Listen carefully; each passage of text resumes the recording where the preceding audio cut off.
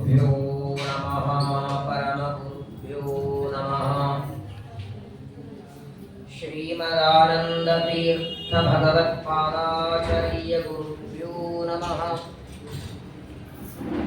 सृष्टिस्थित्यप्ययेहा निहति दृशितमो बन्धमोक्षाश्च यस्मात् अस्य श्री ब्रह्मरुद्र प्रभृति सुरनरद्वीष शत्रुवात्मकस्य विष्णोर्व्यस्ताः समस्ताः सकलगुणनिधिः सर्वदोषो व्यपेतः पूर्णानन्दाव्ययो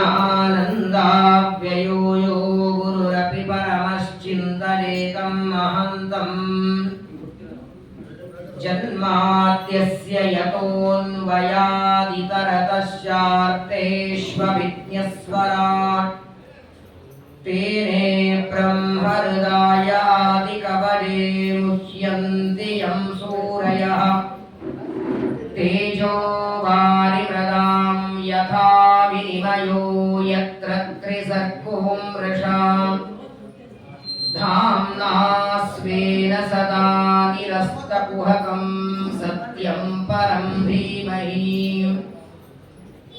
धर्मप्रोर्षितकैतवोऽत्र परमो निर्मत्सराणां सतां वेद्यं वास्तवमत्र वस्तु शिवदं तापत्रयोन्मूलनम् श्रीमद्भागवते महामुनिकृते किं वा परैरीश्वरः सत्योरुध्यवरुध्यतेऽत्र कृतिभिः शुश्रूषुभिस्तक्षणात् निर्मत्योग्रभवार्णवे निजमनोभीष्टं दिशामीति यः सम्यक् ज्ञापयितुं करेण विलसन् मन्थानमन्येन च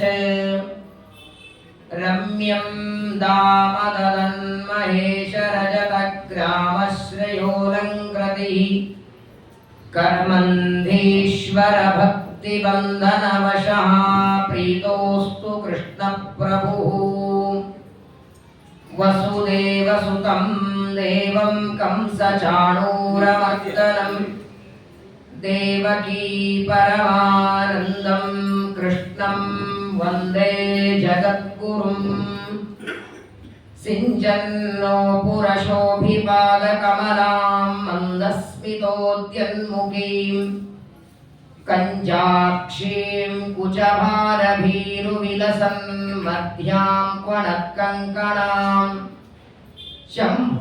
शंवाद्यै परिसेवितां सुवसनां जाम्बूनदालङ्कृताम् अम्बां तां प्रणतोऽस्मि कृष्णरमणीं लम्बालकां रुक्मिणीं धर्मविज्ञानवैराग्यपरमैश्वर्यशालिनः आनन्दतीर्थभगवत्पादान् वन्दे निरन्तरम्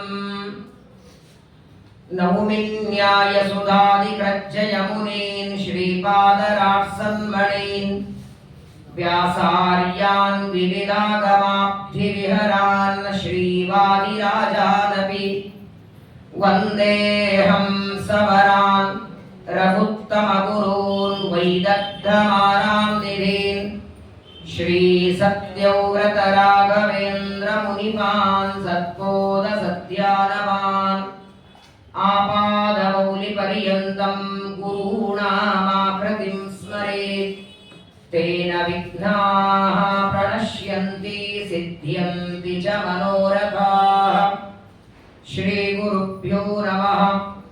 अथैकदा द्वारवत्यां वसतो रामकृष्णयोः सूर्योपरागः सुमहान् आसीत् कल्पक्षये यथा स्वस्त्यस्तु सताम् अशेषसन्मङ्गलानि भवन्तु श्लोकैकश्रवणपठनमात्रेण कथावक्तुश्च श्रोतॄणाम् निखिलकलिकतकल्मषापनूतनपटुतरे मोक्षाद्यखिलपुरुषार्थसाधनीभूते श्रीमद्भागवते महापुराणे ಯತ್ಕಿಂಚಿತ್ ಪೂರ್ವೋಕ್ತ ಪ್ರಮೇಯಾನುವಾದಃ.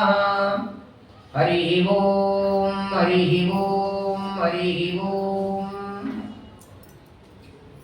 ಶ್ರೀ ಗುರುಭ್ಯೋ ನಮಃ. ಕಾರ್ತಿಕ ಮಾಸದ ಶುಕ್ಲ ಪಕ್ಷ ಏಕಾದಶಿ ಪ್ರಬೋಧಿನಿ ಅಂತ ಇವತ್ತಿನ ಏಕಾದಶಿಯನ್ನ ನಾವೆಲ್ಲ ಆಚರಣೆ ಮಾಡ್ತೇವೆ. ಪ್ರಬೋಧ ಅಂದ್ರೆ ಎಚ್ಚರ ಆಗೋದು, ಶಯನ ಅಂದ್ರೆ ಮಲಗೋದು. ಆಷಾಢ ಮಾಸದ ಏಕಾದಶಿಯನ್ನ ಶಯನಿ ಏಕಾದಶಿ ಅಂತ ಕರೆದಿದ್ದಾರೆ. ಅವತ್ತು ಯೋಗ ನಿದ್ರೆಯಲ್ಲಿ ಪರಮಾತ್ಮ ಮಲಗುತ್ತಾನೆ. ಇವತ್ತು ಪರಮಾತ್ಮ ಹೇಳ್ತಾನೆ ಪ್ರಬೋಧಿನಿ. ಏನ್ ಮಲಗೋದು ಹೇಳೋದಂದ್ರೆ ಏನು? ನಾವೆಲ್ಲ ರಾತ್ರಿ ಮಲಗಿ ಬೆಳಗ್ಗೆ ಹೇಳುತ್ತೇವೆ, ಆ ತರಹದ ನಿದ್ದೆ ಅಲ್ಲ ದೇವರಿಗೆ. ನಿದ್ದೆ ತಮೋಗುಣದಿಂದ ಬರ್ತದೆ, ಸತ್ವಗುಣದಿಂದ ಎಚ್ಚರ ಆಗತ್ತೆ. ನಾವೆಲ್ಲರೂ ಮಾಡುವ ನಿದ್ದೆ ಬೇರೆ. ಸ್ವಾಪಂ ಪ್ರಾಪಯತಿ ಶ್ರಮಾಪ ಹೃದಯೇ ಕಲ್ಪಾವಸಾನೇಚಯ. ವಿಷ್ಣು ತತ್ವ ನಿರ್ಣಯದಲ್ಲಿ ಟೀಕಾರಾಯರು ಹೇಳ್ತಾರೆ, ಜೀವರಾಶಿಗಳಿಗೆ ಯಾಕೆ ದೇವರು ನಿದ್ದೆ ಕೊಡ್ತಾನೆ, ಅದರ ಅವಶ್ಯಕತೆ ಇದೆಯಾ? ಆ ರಾತ್ರಿ 8 ತಾಸು ಕೆಲಸ ಮಾಡಿ ಬಿಟ್ಟಿದ್ರೆ ಅಷ್ಟನ್ನು ಮಾಡೋರಲ್ಲ. ಅಂದ್ರೆ ನೋಡಿ, ದೇಹಕ್ಕೆ ಆದ ಶ್ರಮ ಅದನ್ನ ಪರಿಹಾರಕ್ಕಾಗಿ ಇರುವ ದೊಡ್ಡ ಔಷಧ ಅಂದ್ರೆ ನಿದ್ದೆ. 1 ಗಂಟೆ 2 ಗಂಟೆ 4 ಗಂಟೆ 6 ಗಂಟೆ ಮಲಗಿ ಅಂತ ಅಂದ್ರೆ ಮತ್ತೆ ಪ್ರಾತಃ ಕಾಲದಲ್ಲಿ ಅದನ್ನ ಮಾಡೋದಕ್ಕೆ ಮನುಷ್ಯನಿಗೆ ಉತ್ಸಾಹ ಬರ್ತದೆ. ಹಾಗಾಗಿ ಪರಮಾತ್ಮ ನಿದ್ದೆಯನ್ನ ಕೊಡ್ತಾನೆ. ಆದರೆ ತಾನು ಮಾತ್ರ ಯೋಗ ನಿದ್ರೆಯಲ್ಲಿ ಮಲಗುತ್ತಾರೆ. ಅಂತಹ ಭಗವಂತನಿಗೆ ನಾಳೆ ದಿವಸ ತುಳಸಿಯನ್ನ ಕೊಟ್ಟು ವಿವಾಹ ಮಾಡ್ತೇವೆ. ಮನೆಯ ಅಂಗಳದಲ್ಲಿ ತುಳಸಿ ವೃಂದಾವನ ಇದ್ರೆ ಸಾಕು, ಅವರನ್ನ ಯಮಲೋಕಕ್ಕೆ ತರಬೇಡಿ ಅಂತ ಯಮದೂತರಿಗೆ ಯಮದೇವರು ಹೇಳಿದ ಮಾತು. ತೈದೇವ ಸಿದ್ಧ ಪರಿಗೀತ ಪವಿತ್ರ ಗಾಥಾಃ ಯೇ ಸಾಧವಾ ಸಮದೃಶಾಃ ಭಗವತ್ ಪ್ರಪನ್ನಾಃ ತಾಂ ನೋಪಸೀದತ. ಮುಟ್ಟಬೇಡಿ ಅಂತಾರೆ. ಇಷ್ಟು ಮಹತ್ವ ಹೇಳ್ತಾರೆ. ತುಳಸಿ ವೃಂದಾವನ, ತುಳಸಿಯ ಅರ್ಚನೆ, ತುಳಸಿಯನ್ನ ಪರಮಾತ್ಮನಿಗೆ ಸಮರ್ಪಣೆ ಮಾಡೋದು. ಯಾ ದೃಷ್ಟ್ವಾ ನಿಖಿಲಾಗ ಸಂಘಶಮನಿ ದೃಷ್ಟ್ವಾ ವಪು ಪಾವನಿ ರೋಗಾಣಾಂ ಅಭಿವಂದಿತ ನಿರಸನಿ. ಎಷ್ಟು ಔಷಧಗಳು ತುಳಸಿಯಲ್ಲಿ ಅಡಗಿದೆ. ಆಯುರ್ವೇದದಲ್ಲಿ ಅನೇಕ ಔಷಧಗಳಲ್ಲಿ ತುಳಸಿಯನ್ನು ಬಳಸ್ತಾರೆ. ತುಳಸಿಯ ವೃಂದಾವನ ಇದ್ರೆ ಸಾಕಂತ. ಪಾಪಾನಿ ಯಾನಿರವಿಸೂನು ಪಟಸ್ಥಿತಾನಿ ಗೋ ಬ್ರಹ್ಮ ಬಾಲ ಪಿತೃಮಾತ್ರ ವಧಾಧಿಕಾನಿ ನಶ್ಯಂತಿ ತಾನಿ ತುಳಸೀವನ ದರ್ಶನೇನ ಗೋ ಕೋಟಿ ದಾನ ಸದೃಶಂ ಫಲಮಾಪ್ನುವಂತಿ. ಮನೆ ಮಾಳಿಗೆ ಮೇಲೆ ತುಳಸಿ ವೃಂದಾವನಗಳು ಹಚ್ಚಿದ್ದೀರಿ, ಅದರ ಮಹತ್ವ ಹೇಳ್ತಾರೆ. ಯಾವ ವ್ಯಕ್ತಿ ಪ್ರಾತಃ ಕಾಲದಲ್ಲಿ ಎದ್ದು ಒಂದಾದರೂ ಗಿಡ ಅಥವಾ ಮನೆಯಲ್ಲಿ ಅಂಗಳದಲ್ಲಿ ಜಾಗ ಇದ್ರೆ ನೀವೇನ್ ಮಾಡೋದು ಬೇಡ, ಎದ್ದು ನೋಡಿದ್ರು ಸಾಕ. ಪ್ರಾತಃ ಕಾಲದಲ್ಲಿ ಯಾವ ವ್ಯಕ್ತಿ ತುಳಸಿ ವೃಂದಾವನದ ದರ್ಶನ ಮಾಡ್ತಾರೆ ನೋಡಿ, 1 ಕೋಟಿ ಗೋದಾನ ಮಾಡಿದ ಪುಣ್ಯ ಬರ್ತದೆ. ಕೋಟಿ ಗೋದಾನ. ಮೊದಲು ಗೋದಾನ ಅಂದ್ರೆ ಏನ್ ತಲೆ ತಗೊಳ್ಳಿ. ಗೋದಾನ ಅಂದ್ರೆ ಇವತ್ತು ಕೊಡುವ ಗೋದಾನ ಅಲ್ಲ. ಮಹಾಭಾರತ ಹೇಳ್ತದಲ್ಲ, ಹರಿವಂಶದಲ್ಲಿ ಬರ್ತದೆ, ಮಹಾಭಾರತದಲ್ಲೂ ಬರ್ತದೆ. ಹೇಮಾಂಗ ಅನ್ನುವ ರಾಜ ಇದ್ದ, ಮಹಾಭಾರತ ಹೇಳ್ತದೆ. ಗೋದಾನ ಮಾಡ್ತಿದ್ದ. ಹೇಗೆ ಗೋದಾನ ಅಂದ್ರೆ, ಒಂದು ಆಕಳ ಕರುವಿಗೆ ಅದರ ಕೂಡುಗಳಿಗೆ ಬಂಗಾರದ ಆಭರಣಗಳು, ಆಕಳಿಗೆ ಬಂಗಾರದ ಆಭರಣ, ಆಕಳ ಹಾಲು ನೀರು ಕುಡಿಯೋದಕ್ಕಾಗಿ ಬಂಗಾರದ ಬಕೆಟ್, ಹಾಲು ತೆಗೆಯೋದಕ್ಕೆ ಬಂಗಾರ ಪಾತ್ರೆ, ಆಕಳ ಕರು ಕಟ್ಟೋದಕ್ಕೊಂದು ಜಾಗ, ಅದನ್ನ ದಾನ ಕೊಡೋ ಆಚಾರ್ಯ ಒಂದು ಸೈಟು, ಅಲ್ಲೊಂದು ಮನೆ, ಅಲ್ಲಿ 100 ಪದಾರ್ಥಗಳು, ಅಲ್ಲೆಲ್ಲ ಬಂಗಾರದ ಸಾಮಗ್ರಿಗಳು. ಸಂಪೂರ್ಣ ಜೀವನಕ್ಕೆ ಬೇಕಾಗುವ ಸಾಮಗ್ರಿಗಳು. ಇನ್ನೆಲ್ಲೋ ರಾಜರು ಹೋಗೋ ಹಾಗಿಲ್ಲ, ಎಲ್ಲ ಬಂಗಾರದ ಬೆಳ್ಳಿ ವಸ್ತುಗಳು. ಇಂಥ ಗೋದಾನವನ್ನ ಹೇಮಾಂಗ ರಾಜ ದಿನಕ್ಕೆ 1000 ಕೊಡ್ತಿದ್ದ. ಮಹಾಭಾರತ ಸ್ಕಂದ ಪುರಾಣದಲ್ಲಿ ತುಂಬಾ ಚೆನ್ನಾಗಿ ಬರ್ತದೆ. ಅಂತಹ ಗೋದಾನಗಳು ಕನಸು ಬಿದ್ದಿರಲ್ಲ. ಇವತ್ತು ಕೊಡೋದಲ್ಲ, ಇಂಥದ ಕೊಟ್ಟೆ ಎಂದು ಕನಸಲ್ಲೂ ಕಾಣಲ್ಲ. ಗೋಕೋಟಿ ದಾನ ಸದೃಶಂ ಫಲಮಾಪ್ನುವಂತಿ. ಎದಕ್ಕೆ? ತುಳಸಿ ವೃಂದಾವನ ದರ್ಶನೇನ. ದರ್ಶನಕ್ಕೆ ಈ ಪುಣ್ಯ ಇರಬೇಕಾದ್ರೆ ಇನ್ನು ನೀರು ಹಾಕಿ ಬಳಸಿ ತೆಗೆದು ಅರ್ಚನೆ ಮಾಡಿದ್ರೆ ಆ ಪುಣ್ಯಕ್ಕೆ ಸಾಟಿ ಇದೆಯಾ ಹೇಳಿ? ಎಲ್ಲ ಸಾಧನಗಳಿದ್ದು ತುಳಸಿ ಇಲ್ಲದ ಪೂಜೆ ವಲ್ಲನೋ ಕೃಷ್ಣ ಕೊಳ್ಳನೋ ಅಂತಾರೆ. ವಜ್ರ ಮಂಟಪ ಮಾಡಿಸಿ, ಅದಕ್ಕೂ ಹೆಚ್ಚಿನ ಏನಾದಿದ್ರೆ ಮಾಡಿಸಿ ದೇವರ ಪೂಜೆ ತಗೊಳ್ಳೋದೆ ತುಳಸಿಯನ್ನ. ಹಾಗಾಗೇನೆ ಮೊದಲು ತುಳಸಿಯ ದಳ ಹೇಳಿದರು. ಅದಿಲ್ಲ ಅಂದ್ರೆ ತುಳಸಿ ಒಣಗಿದ್ದಾದ್ರೂ ಸರಿ. ಒಂದು ಮಾತು ಶ್ರೀಮದಾಚಾರ್ಯ ಹೇಳ್ತಾರೆ ಬೇರೆ ಕಡೆ, ಹೂಗಳು ಇವತ್ತು ಏರಿಸಿದ್ದು ನಾಳೆ ನಿರ್ಮಾಲ್ಯ ಆಗತ್ತೆ, ಅದು ಬರಲ್ಲ ಮತ್ತೆ ಪೂಜೆಗೆ. ಅದು ತುಳಸಿ ಇವತ್ತು ಏರಿಸಿದ್ದು ಬೈ ಚಾನ್ಸ್ ತುಳಸಿಯ ಏನೋ ಮನೆಯಲ್ಲಿ ತುಳಸಿ ಇಲ್ಲ, ಬಹಳ ತೊಂದರೆ ಇದ್ರೆ ಮಾರನೇ ದಿನ ಮತ್ತೆ ಅದನ್ನು ಏರಿಸಬಹುದ, ನಿರ್ಮಾಲ್ಯವಾದರೂ. ಇನ್ನೊಂದು ಮಾತು ಮರಿಬೇಡಿ, ಹೂಗಳು ಹಸಿ ಇದ್ರೆ ಅದಕ್ಕೆ ಶಂಖದಿಂದ ಪ್ರೋಕ್ಷಣೆ ಮಾಡ್ತೇವೆ, ತುಳಸಿಗೆ ನೀರು ಹೊಡಿಬಾರದು, ಒಣಗಿಸ್ಕೊಂಡೇ ಸ್ನಾನಕ್ಕೆ ಹೋಗ್ಬೇಕು. ಒಣಗಿಸು ಅಂದ್ರೆ ಏನು? ಬಟ್ಟೆ ಹಾಕಿ ತಿಕ್ಕಿದ್ರೆ ಗತಿ ಏನು? ತುಳಸಿಯನ್ನ ಚೆನ್ನಾಗಿ ಬಿಡಿಸ್ಕೊಂಡು ಒದ್ದೆ ಆಗೋ ಪ್ರಸಂಗ ಯಾವಾಗಿರತ್ತೆ ಹೇಳಿ? ಮಳೆ ಬಂದು ಮಳೆ ಬಂದೇ ಬರ್ತದೆ, ಮಳೆ ನೀರು. ಇದೇನು ಕೊಂಡ ತುಳಸಿ ತಗೋತೀವಲ್ಲ, ಅವ್ರು ಹಾಕಿರ್ತಾರೆ ಪಾಪ. ನೀವಾಗಿ ನೀವು ಗಿಡದಿಂದ ಬಿಡಿಸೋದೇ ಸಮಸ್ಯೆ ಇಲ್ಲ, ಯಾಕಂದ್ರೆ ನೀವು ನೀರು ಹಾಕಿದ್ರೆ ಬೇರೆ ಹಾಕಿರ್ತೀರಾ. ಆಮೇಲೆ ನೀವೇ ನೀರು ಹಾಕೋರಿದ್ರೆ ಬಿಡಿಸಿದ ಮೇಲೆ ನೀರು ಹಾಕೋದಲ್ಲ, ಮೊದಲು ನೀರು ಹಾಕಿ ಒದ್ದೆ ಆಗಿ ಯಾಕೆ ಸಮಸ್ಯೆ ಮಾಡ್ಕೊಳ್ಳೋದು? ತುಳಸಿ ಬಿಡಿಸ್ಕೊಂಡು ಆಮೇಲೆ ನೀರು ಹಾಕೋದು. ತುಳಸಿ ಗಿಡ ಮುಟ್ಟಬೇಕಾದ್ರೂ ಸ್ನಾನ ಮಾಡದೆ ಮುಟ್ಟಬಾರದಂತ, ಸ್ನಾನ ಮಾಡದೆ ಮುಟ್ಟಬಾರದು. ತುಳಸಿಯನ್ನ ಬಿಡಿಸ್ಕೊಳ್ಬೇಕಾದ್ರೆ ಮೊದಲು ಅದಕ್ಕೆ ನೀರು ಹಾಕಬೇಕು. ಗಂಡಸರು, ಹೆಣ್ಮಕ್ಳದ ಬೇರೆ ಪೂಜೆ. ಗಂಡಸರು ಸ್ವಲ್ಪ ನೀರು ಹಾಕಿ ಪ್ರದಕ್ಷಿಣೆ ಹಾಕಿ ನಮಸ್ಕಾರ ಮಾಡಿ ಪ್ರಾರ್ಥನೆ ಮಾಡಬೇಕು. ಅಮ್ಮ ನಿನ್ನ ದಳಗಳನ್ನ ದೇವರ ಪೂಜೆಗೆ ಬಿಡಿಸ್ಕೊಳ್ತೇನೆ, ವರ ಕೊಡು ಅಂತ ಬೇಡಬೇಕಂತೆ. ಬೇಕಾದಷ್ಟು ಮಲ್ಲಿಗೆ, ಸಂಪಿಗೆ, ಜಾಜಿ, ಪಾರಿಜಾತ ತಂದಿಟ್ಟಿದ್ದೇನೆ ಹೂಗಳನ್ನ, ಆದ್ರೆ ನೀನಿಲ್ಲದ ಹೊರತು ದೇವರು ತಗೊಳ್ಳೋದಿಲ್ಲ ಪೂಜೆ. ನಿನ್ನ ದಳಗಳನ್ನ ಬಿಡಿಸ್ಕೊಳ್ತೇನೆ, ನೀನು ವರ ಕೊಡು ಅಂತ ಪ್ರಾರ್ಥನೆ ಮಾಡಿ ಬಿಡಿಸ್ಕೊಳ್ಬೇಕಿಲ್ಲ ಅಂದ್ರೆ ಕಳ್ಳತನ ಅದು. ನೀವು ಲೋಟ ಇಟ್ಕೊಂಡು ಊಟ ಕೂತಿದ್ರೆ ನೀವು ಕೇಳಿದ್ರೆ ಲೋಟ ಇಟ್ಕೊಂಡು ಹೋದ್ರೆ ಹಾಗೆ ಆ ದಳಗಳನ್ನ ಬಿಡಿಸಬೇಕಾದರೂ ಪ್ರಾರ್ಥನೆಯನ್ನ ಮಾಡಿ ದಳಗಳನ್ನ ಬಿಡಿಸ್ಬೇಕಂತೆ. ಅಂತಹ ತುಳಸಿ ಶ್ರೀ ಸಖಿ ಶುಭೆ ಪಾಪ ಹಾರಿಣಿ ಪುಣ್ಯದೆ. ಬೇಕಾದಷ್ಟು ಮಹಿಮೆಯನ್ನು ತುಳಸಿಯ ಬಗ್ಗೆ ನಮಗೆ ಶಾಸ್ತ್ರ ತಿಳಿಸಿಕೊಡುತ್ತದೆ. ಪ್ರತ್ಯೇಕ ವ್ಯಾಸನಕೆರೆ ಪ್ರಪಂಚನಾಚಾರ್ಯ ಡೇಟ್ ಮಾಡಿ ಸ್ತೋತ್ರ ಮಾಲಿಕಾದಲ್ಲಿ ತುಳಸಿ ಸ್ತೋತ್ರ ಅಂತ ಇದೆ. ಸುಮಾರು ಒಂದು 3-4 ದಿನ ಅದರ ಅರ್ಥಗಳನ್ನೆಲ್ಲ ನಾನು ಹೇಳಿದ್ದೇನೆ, ಯೂಟ್ಯೂಬ್ ಅಲ್ಲಿ ಇರಬಹುದು. ಅಂತಹ ಭಗವಂತನಿಗೆ ಅತ್ಯಂತ ಪ್ರೀತ್ಯಾಸ್ಪದಳಾದ ತುಳಸಿಯನ್ನ ಕೊಟ್ಟು ವಿವಾಹ ಮಾಡುವ ಪರ್ವಕಾಲ. ಇದೆಷ್ಟು ಸಂಗಮ ಇದೆ ನೋಡಿ. ತುಳಸಿಯನ್ನ ಕೊಡೋದು ದಾಮೋದರನಿಗೆ. ದಾಮೋದರ ಅಂದ್ರೆ ಆ ಕೃಷ್ಣನೇ, ಉದರಕ್ಕೆ ದಾಮ ಕಟ್ಕೊಂಡದ್ದಕ್ಕೆ ದಾಮೋದರನಾದದ್ದು. ಅಂತಹ ಶ್ರೀಕೃಷ್ಣನ ಚರಿತ್ರೆಯನ್ನ ಈ ಕಾರ್ತಿಕ ಮಾಸದ ಪರ್ವಕಾಲದಲ್ಲಿ ಶ್ರವಣ ಮಾಡ್ತಾ ಇದ್ದೇವೆ. 16,108 ಜನ ಸ್ತ್ರೀಯರ ವಿವಾಹ ಮಾಡಿಕೊಂಡಿದ್ದಾರೆ ಸ್ವಾಮಿ. ತಿಳಿಯದೋ ನಿನ್ನಾಟ. ರಾಮಾವತಾರದಲ್ಲಿ ಏಕಪತ್ನಿ ವ್ರತ, ವೃಷಭಾವತಾರದಲ್ಲಿ ಏಕಪತ್ನಿ ವ್ರತ, ಕಪಿಲಾವತಾರದಲ್ಲಿ ವಿವಾಹನೆ ಮಾಡ್ಕೊಳ್ಳಿಲ್ಲ. ಕೆಲವು ಅವತಾರಗಳು ಬ್ರಹ್ಮಚಾರಿ. ಶ್ರೀಮದಾಚಾರ್ಯ ಹೇಳ್ತಾರೆ, ದೇವರ ಎಲ್ಲ ಅವತಾರಗಳು ಅನಾದಿ ನಿತ್ಯ ಅಂತೆ. ವಾಮನನಾಗಿ ಬಂದ, ಉಪನಯನ ಮಾಡಿಕೊಂಡ, ವಾಮನ ಅವತಾರ ಮುಗಿದೋಯ್ತು. ಹಾಗಾದ್ರೆ ಈಗಲೂ ಇದೆ, ಬ್ರಹ್ಮಚಾರಿಯೇ ಇದೆ. ಕೊರವಂಚಿ ಅವತಾರ ಇರಬಹುದು, ಮೋಹಿನಿ ಅವತಾರ, ಹೆಣ್ಣಾಗಲಿ ಗಂಡಾಗಲಿ, ಯಾವುದೇ ಅವತಾರಗಳು ಮೊಟ್ಟ ಮೊದಲಿಗೆ ಎಲ್ಲ ಅವತಾರಗಳು ವೈಕುಂಠದಲ್ಲಾಗುತ್ತೆ. ಇಲ್ಲಲ್ಲ, ಸ್ತಂಭದಿಂದ ನರಸಿಂಹದೇವರು ಬಂದ್ರು ಅಂದ್ರೆ ಅದಕ್ಕಿಂತ ಒಂದು ನರಸಿಂಹದೇವರು ಇರಲಿಲ್ವಾ? ಇದೇ ಫಸ್ಟ್ ಅಲ್ಲ. ಯಾಕಂದ್ರೆ ಸಪ್ತಮಸ್ಕಂದ ಭಾಗವತದಲ್ಲಿ ನರಸಿಂಹದೇವರು ಸ್ತಂಭದಿಂದ ಬಂದಾಗ ಎಲ್ಲ ದೇವತೆಗಳು ಪ್ರಾರ್ಥನೆ ಮಾಡಿಕೊಂಡ್ರು, ದೇವರು ನಗಲಿಲ್ಲ, ಶಾಂತನಾಗಲಿಲ್ಲ. ಲಕ್ಷ್ಮೀದೇವಿ ಬ್ರಹ್ಮದೇವರಂತಾರೆ, ಅಮ್ಮ ನೀನಾದ ಸ್ತೋತ್ರ ಮಾಡು ಅಂದ್ರೆ, ಈ ರೂಪ ನಾನು ಮೊದಲು ನೋಡೇ ಇಲ್ಲ ಅಂತಾಳೆ. ಅದೃಶ್ಯಾತ್ವತ ರೂಪತ್ವ. ನೋಡೇ ಇಲ್ಲ ಅಂದ್ರೆ ಲಕ್ಷ್ಮೀದೇವಿಗೆ ಗೊತ್ತಿಲ್ಲದ ರೂಪನಾದು. ಭಗವಂತನ ಎಲ್ಲ ಅವತಾರಗಳ ಜ್ಞಾನ ಅನಾದಿ ಕಾಲದಿಂದ ಲಕ್ಷ್ಮೀದೇವಿಗೆ ಉಂಟು. ಅನಾಲೋಚನೆ ಸರ್ವ ವಿಷಯ ಜ್ಞಾನ, ಲಕ್ಷ್ಮೀ ಜ್ಞಾನ. ಎಲ್ಲ ಅವತಾರಗಳು ವೈಕುಂಠದಲ್ಲಿ, ಆಗಾಗ ಭೂಮಿಗೆ ಬರ್ತಾನೆ. ಆದ್ರೆ ಈಗ ಪರಮಾತ್ಮ ಪ್ರಹ್ಲಾದನಿಗೋಸ್ಕರ ಬಂದದ್ದರಿಂದ ನಾನು ಸ್ತೋತ್ರ ಮಾಡಲ್ಲ, ಅವನು ಹೋಗ್ಲಿ ಅಂತ ಲಕ್ಷ್ಮೀದೇವಿ ಬಿಟ್ಟದ್ದು. ಹಾಗಾಗಿ ಆ ದಾಮೋದರನೇ ಕೃಷ್ಣ, ಅವನೇ ವಿವಾಹವನ್ನ ಮಾಡ್ಕೊಂಡಿದ್ದಾನೆ. ರುಕ್ಮಿಣಿ, ಸತ್ಯಭಾಮ, ಜಾಂಬವತಿ, ನೀಲ, ಭದ್ರ, ಕಾಲಿಂದಿ, ಮಿತ್ರವಿಂದ ಲಕ್ಷಣ. ಅದರ ಜೊತೆಗೆ ಆಶ್ವಿನ ಮಾಸ ಕೃಷ್ಣ ಪಕ್ಷ ಚತುರ್ದಶಿ ನರಕಾಸುರನ ಸಂಹಾರ ಮಾಡಿ ಅವನ ಬಂಧನದಲ್ಲಿ ಇರುವ 16,100 ಜನರನ್ನ ವಿವಾಹ ಮಾಡಿಕೊಂಡು ಗಾರ್ಹಸ್ಥ್ಯ ಜೀವನ. ಅವ್ಯಾಕೃತ ಗೃಹಸ್ಥಾಯ ರಮಾ ಪ್ರಣಯಿನೇ ನಮಃ ಅಂತ ಆಚಾರ್ಯರು. ಏನ್ ದೊಡ್ಡದು ನೋಡಿ. ಪ್ರಾಯ ಒಂದು ಊರೊಳಗೆ ನಮ್ದು ಒಂದು ಮನೆ ಇರುತ್ತೆ, ಊರೇ ಅವನು ಮಾಡ್ಕೊಂಡ್ಬಿಟ್ಟವು.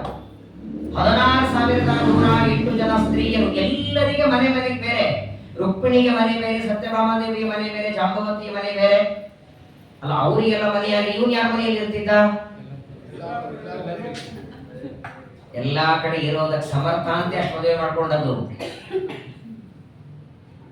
ಒಂದು ನಾನು ಪ್ರಥಮ ಸ್ಕಂದ ಹೇಳುವಾಗ ಹೇಳಿದ್ದೀನಿ, ನೆನಪಿರಬಹುದು ನಿಮಗೆ. ಪ್ರಥಮ ಸ್ಕಂದ ಭಾಗವತದಲ್ಲಿ ಒಂದು ಮಾತು ಬರ್ತದೆ. ಶ್ರೀಕೃಷ್ಣ ಹಸ್ತಿನಾವತಿಗೆ ಬಂದಿದ್ದ. ಯಾವಾಗ? ಯುದ್ಧ ಮಾಡೋದು ಬೇಡ ಅಂತ ಸಂಧಾನಕ್ಕೆ ಬಂದಿದ್ದ. ಯುದ್ಧ ಮಾಡೋದು ಅಂತ ನಿಶ್ಚಯ ಆಯಿತು, ಯುದ್ಧ ಆಯಿತು, ಸಾರಥ್ಯ ಕರ್ಮ ಮಾಡಿದ, ಎಲ್ಲ ಕೌರವ ಸತ್ತೋದ್ರು. ಎಲ್ಲ ಯುದ್ಧ ಮುಗಿದ ಮೇಲೆ ಪಾಂಡವರಿಗಂತ ನಾನು ಬಹಳ ದಿನ ಆಯಿತು ದ್ವಾರಕಾ ಬಿಟ್ಟು ಹೋಗಿ ಬರ್ತೇನೆ ಅಂತ ತಂದೆ ತಾಯಿ ದಾರಿ ಕಾಯ್ತಿರ್ತಾರೆ. ಹೋಗಿ ಬರ್ತೇನೆ ಅಂತ ಹೊರಡ್ತಾರೆ. ಹೋಗುವಾಗ ಮೊದಲನೇ ಸಲ ಹೊರಟಾಗ ಕುಂತಿದೇವಿ ಬೇಡ ಅಂತಾಳೆ. ಉತ್ತರಾದೇವಿಯನ್ನು ಪ್ರಾರ್ಥನೆ ಮಾಡ್ತಾಳೆ, ಗರ್ಭವತಿ, ಅಶ್ವತ್ಥಾಮ ಬ್ರಹ್ಮಾಸ್ತ್ರ ಬಿಟ್ಟಿದ್ದಾರೆ, ಹೋಗ್ಬೇಡ. ಮೊದಲನೇ ಸಲ ನೀ. ಎರಡನೇ ಬಾರಿ ಧರ್ಮರಾಜನಿಗೆ ಪಟ್ಟಾಭಿಷೇಕ ಮಾಡಿ ಎರಡನೇ ಬಾರಿ ಹೊರಡ್ತಾರೆ ಕೃಷ್ಣ. ಹೊರಟಾಗ ಅವಾಗ ಯಾರು ತಡಿಲಿಲ್ಲ. ಆದರೆ ಶ್ರೀಕೃಷ್ಣ ಹಸ್ತಿನಾವತಿಯಿಂದ ದ್ವಾರಕೆಗೆ ಬರ್ತಾನೆ ಅಂತ ಗೊತ್ತಾಗಿ ಸಮಗ್ರ ದ್ವಾರಕಾಪಟ್ಟಣ ಅಲಂಕಾರ ಮಾಡಿ, ರಂಗವಲ್ಲಿ ಹಾಕಿ, ಥಳಿ ಹಾಕಿ, ತೋರಣಗಳನ್ನ ಕಟ್ಟಿ 16,108 ಜನ ಸ್ತ್ರೀಯರು ಆರತಿ ತಗೊಂಡು ನಿಂತಿದ್ರು ಅಂತ ಭಾಗವತ ಹೇಳ. ನಾನು ಹೇಳಬೇಕಾದದ್ದೇನೆಂದ್ರೆ, ಕೃಷ್ಣ ಪರಮಾತ್ಮ ಹಸ್ತಿನಾವತಿಯಿಂದ ಬಂದ ಕ್ಷಣ ಎಲ್ಲ ಸ್ತ್ರೀಯರು ಪರಮಾತ್ಮನನ್ನು ಮಂಗಳಾರತಿಯನ್ನ ಮಾಡಿ, ಆರತಿಯನ್ನ ಮಾಡಿ ನೋಡ್ತಾ ನಿಂತರು. ಸಾಮಾನ್ಯವಾಗಿ ಗಂಡ ಕೆಲಸದ ಮೇಲೆ ಊರಿಗೆ ಹೋದರೆ ತಿಂಗಳು 2 ತಿಂಗಳು ಬಿಟ್ಟು ಗಂಡ ಬಂದ್ರೆ ಆಗ ಹೆಂಡತಿಗೆ ಆನಂದ ಆಗತ್ತಲ್ಲ. ಇವತ್ತಿನವರೆಗೆ ಗಂಡ ಕೆಲಸಕ್ಕೆ ಹೋಗಿದ್ದ, 5-2 ತಿಂಗಳು ಯಾವುದೋ ಹೊರದೇಶಕ್ಕೋ ಯಾವುದೋ ಕೆಲಸಕ್ಕೆ ಹೋದ ಗಂಡ 1 ತಿಂಗಳಾದ ಮೇಲೆ ಬಂದಾಗ ಹೇಗೆ ಆನಂದ ಪಡ್ತಾಳೆ ಹೆಂಡತಿ, ಹಾಗೆ ಗೋಪಿಕಾ ಸ್ತ್ರೀಯರಿಗೆ ಕೃಷ್ಣನನ್ನ ನೋಡಿ ಆನಂದ ಆಯಿತು ಅಂತಾರೆ.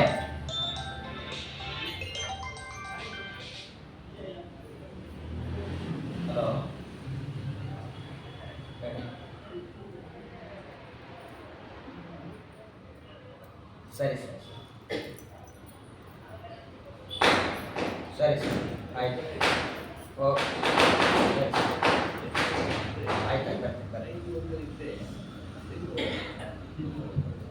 ಆದರೆ ನಾನು ಹೇಳೋದೇನಿತ್ತಂದ್ರೆ, ಕೃಷ್ಣ ಪರಮಾತ್ಮ ಹಸ್ತಿನಾವತಿಯಿಂದ ದ್ವಾರಕೆಗೆ ಬಂದಾಗ ಸ್ತ್ರೀಯರಿಗೆ ಆನಂದ ಆಯಿತು ಅಂದ್ರೆ ಅವತ್ತಿನವರೆಗೆ ಕೃಷ್ಣ ಇರಲಿಲ್ವಾ?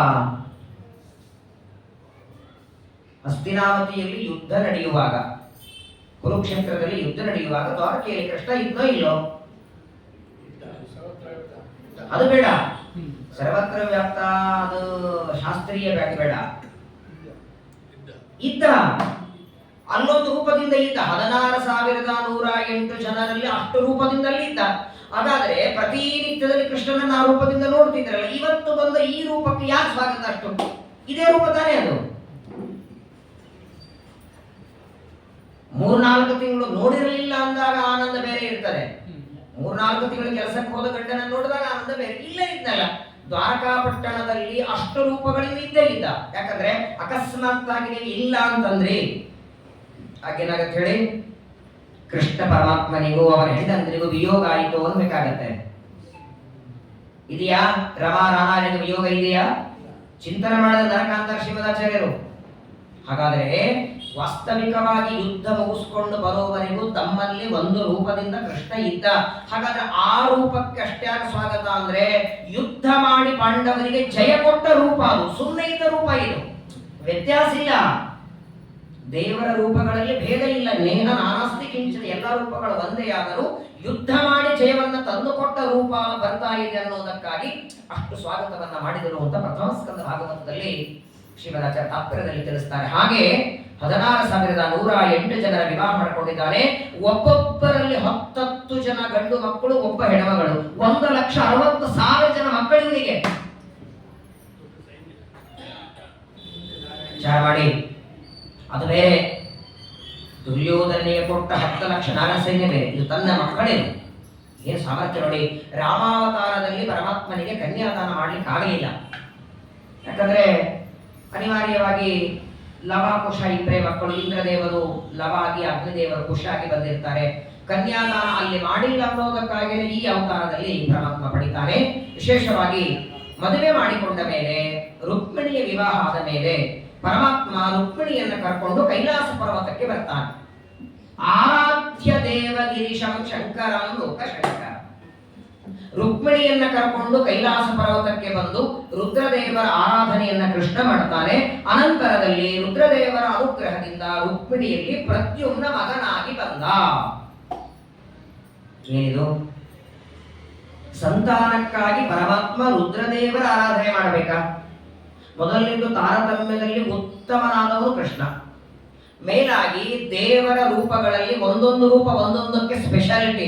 ಇವರು ಸ್ಪೆಷಾಲಿಟಿ ಇದ್ದದ್ದೇ ಸಂತಾನಕ್ಕೆ, ಸಂತಾನ ಗೋಪಾಲ ಕೃಷ್ಣ ಅಂತ ಇವರ ಹೆಸರು. ಪ್ರಪಂಚದೊಳಗೆ ಯಾರಿಗಾದ್ರೂ ಸಂತಾನ ಇಲ್ಲ ಅಂದ್ರೆ ಇವರು ಪೂಜೆ ಮಾಡ್ತಾರೆ.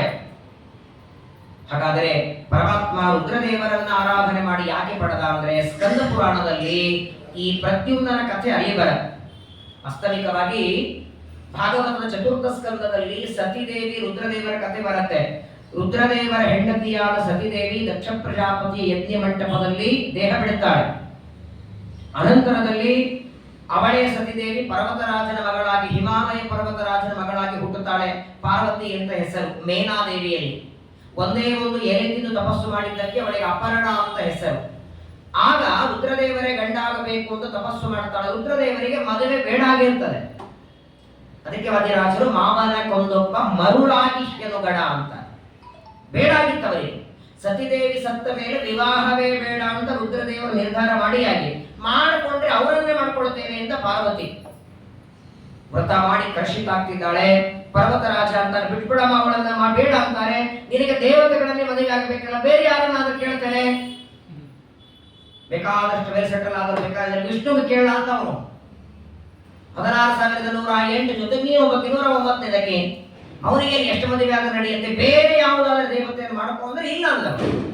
ಆ ಸಂದರ್ಭದಲ್ಲಿ ನಾರದರು ಇಂದ್ರದೇವರು ಇಬ್ಬರು ಬಂದು ಈ ಕಾಮನಿಗೆ ಮನ್ಮಥನಿಗೆ ಹೇಳ್ತಾರೆ, ನೀನೇ ಒಂದು ಕೆಲಸ ಮಾಡು, ನಿನ್ನ 5 ಬಾಣಗಳನ್ನ ಪ್ರಯೋಗ ಮಾಡಿ ರುದ್ರದೇವರನ್ನ ಏನಾದರೂ ಮಾಡಿ ಪಾರ್ವತಿಯನ್ನ ವಿವಾಹ ಮಾಡಿಕೊಳ್ಳು ಹಾಗೆ ನೀನು ಮಾಡಬೇಕು. ಕಾಮಬಾಣಕ್ಕೆ ವಶರಾಗಿ ಅವರು ಒಪ್ಕೊಳ್ಳಬೇಕು ಅಂತ ಪ್ರೋತ್ಸಾಹ ಮಾಡಿ ಇಂದ್ರದೇವರು ಕೊಟ್ಟು ಕಳಿಸ್ತಾರೆ. ಆಗ್ಲಿ ಅಂತ ಮನ್ಮಥ ಬರ್ತಾನೆ. ರುದ್ರದೇವರು 3ನೇ ಕಣ್ಣಿನಿಂದ ಕಾಮನನ್ನ ಭಸ್ಮ ಮಾಡ್ತಾರೆ. ಫಾಲ್ಗುಣ ಶುದ್ಧ ಪೂರ್ಣಿಮಾ, ಅದೆಲ್ಲ ದೊಡ್ಡ ಹಬ್ಬ ಆಯ್ತು. ಹೋಳಿ ಹುಣ್ಣಿಮೆ, ಪೂರ್ಣಿಮಾ, ಕಾಮದಹನ. ಕಾಮ ಸತ್ತ ಮೇಲೆ ಅವನ ಹೆಂಡತಿ ರತಿದೇವಿ ರುದ್ರದೇವರ ಹತ್ರ ಬಂದು ಜೋರಾಗಿ ಅಳ್ಳಿಕ್ ಶುರು ಮಾಡ್ತಾಳೆ. ದಾಂಪತ್ಯ ಜೀವನ ಕೊಡಬೇಕಾದವರು ನೀವು, ನಿಮ್ಮ ಸ್ಮರಣೆ ಮಾಡಿದ್ರೆ ದಾಂಪತ್ಯ ಜೀವನ ಉಳಿಯುತ್ತೆ. ಉಮಾ ವೈವಾಕ್ ಸಮುದ್ದಿಷ್ಟ ಮನೋ ರುದ್ರ ಉದಾರತಃ ತದೇತನ್ ಮಿಥುನಂ ಜ್ಞಾತ್ವಾ ನ ದಾಂಪತ್ಯಾದ್ ವಿಹೀಯತೆ. ಎಲ್ಲರಿಗೆ ದಾಂಪತ್ಯ ಕೊಡುವ ನೀವೇ ನನ್ನ ಗಂಡನನ್ನ ಕೊಂದ್ರೆ ನಾನು ಹೇಗಿರಲಿ ಅಂತ ರತಿದೇವಿ ಬೇಡಿಕೊಂಡಾಗ ರುದ್ರದೇವರ ಅಂತಾರೆ, ನನಗೆ ವಿವಾಹ ಬೇಡ ಆಗಿತ್ತು, ನಿನ್ನ ಗಂಡ ಪದೇ ಪದೇ ತೊಂದರೆ ಕೊಟ್ಟದಕ್ಕೆ ನಾನು ಕೊಂದು ಹಾಕಿದೆ, ಆದ ಚಿಂತೆ ಮಾಡಬೇಡ, ನಿನಗೆ ವರ ಕೊಡ್ತೇನೆ. ಈ ನಿನ್ನ ಗಂಡ ಕೃಷ್ಣ ಪರಮಾತ್ಮ ರುಕ್ಮಿಣಿಯನ್ನು ವಿವಾಹ ಮಾಡಿಕೊಂಡಾಗ ಅಲ್ಲಿ ಮಗನಾಗಿ ಹುಟ್ಟಿ ಬರ್ತಾನೆ, ಅಲ್ಲಿ ನೀನು ಮತ್ತೆ ನಿನ್ನ ಗಂಡನನ್ನ ಸೇರಬಹುದು ಅಂತ ನಾರದರು ರುದ್ರದೇವರು ವರ ಕೊಟ್ಟಿರ್ತಾರೆ. ಹಾಗಾಗಿ ಅಲ್ಲಿ ರುದ್ರದೇವರ ಕಣ್ಣಿನಿಂದ ಭಸ್ಮನಾದಂತಹ ಕಾಮ ಇಲ್ಲಿ ಹುಟ್ಟಬೇಕಾಗಿದೆ ಅನ್ನೋದಕ್ಕಾಗಿ ಮಾತ್ರ ರುದ್ರದೇವರ ಹತ್ರ ಹೋಗಿ ಹೇಳಿಕೆ ಹೊರತು ರುದ್ರದೇವರ ಅನುಗ್ರಹ ಇಲ್ಲದೆ ಸಂತಾನ ಪಡೀಲಿಕ್ಕೆ ಸಾಧ್ಯ ಇಲ್ಲ ಕೃಷ್ಣನಿಗೆ ಅಂತ ಮಾತಲ್ಲ. ರುಕ್ಮಿಣಿಯಲ್ಲಿ ಮಗು ಹುಟ್ಟುತ್ತದೆ. ಆ ಹುಟ್ಟಿದ ಮಗು ಇನ್ನು 10 ದಿನದ ಒಳಗೆ ರುಕ್ಮಿಣಿಯಲ್ಲಿ ಪ್ರದ್ಯುಮ್ನ ಹುಟ್ಟಿದ್ದಾನೆ. ಆಗಿಂದಾಗ ನಾರದರು ಶಂಭರಾಸುರನ ಮನೆಗೆ ಬಂದು ಹೇಳ್ತಾರೆ, ನೋಡು ನಿನ್ನ ಶತ್ರು ಕೃಷ್ಣನ ಮಗನಾಗಿ ಹುಟ್ಟಿದ್ದಾನೆ, ಇವನು ದೊಡ್ಡವನಾದರೆ ನಿನ್ನನ್ನು ಕೊಂದಾಕಿ ಬಿಡ್ತಾನೆ.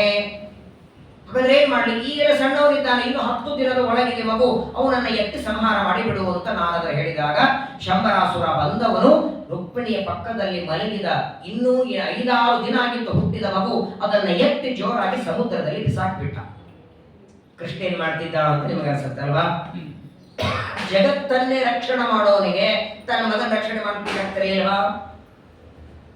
ಇಲ್ಲ, ಎಲ್ಲೋ ಹೋಗಿದ್ದ ಕೃಷ್ಣ ರುಕ್ಮಿಣಿ ಮಾಡ್ಲಿಕ್ಕೆ ಆಗ್ತಿರಲಿಲ್ವಾ? ಜಗನ್ಮಾತೆಯವಳು ಸತ್ಯ ಸಂಕಲ್ಪ ದೇವರದು.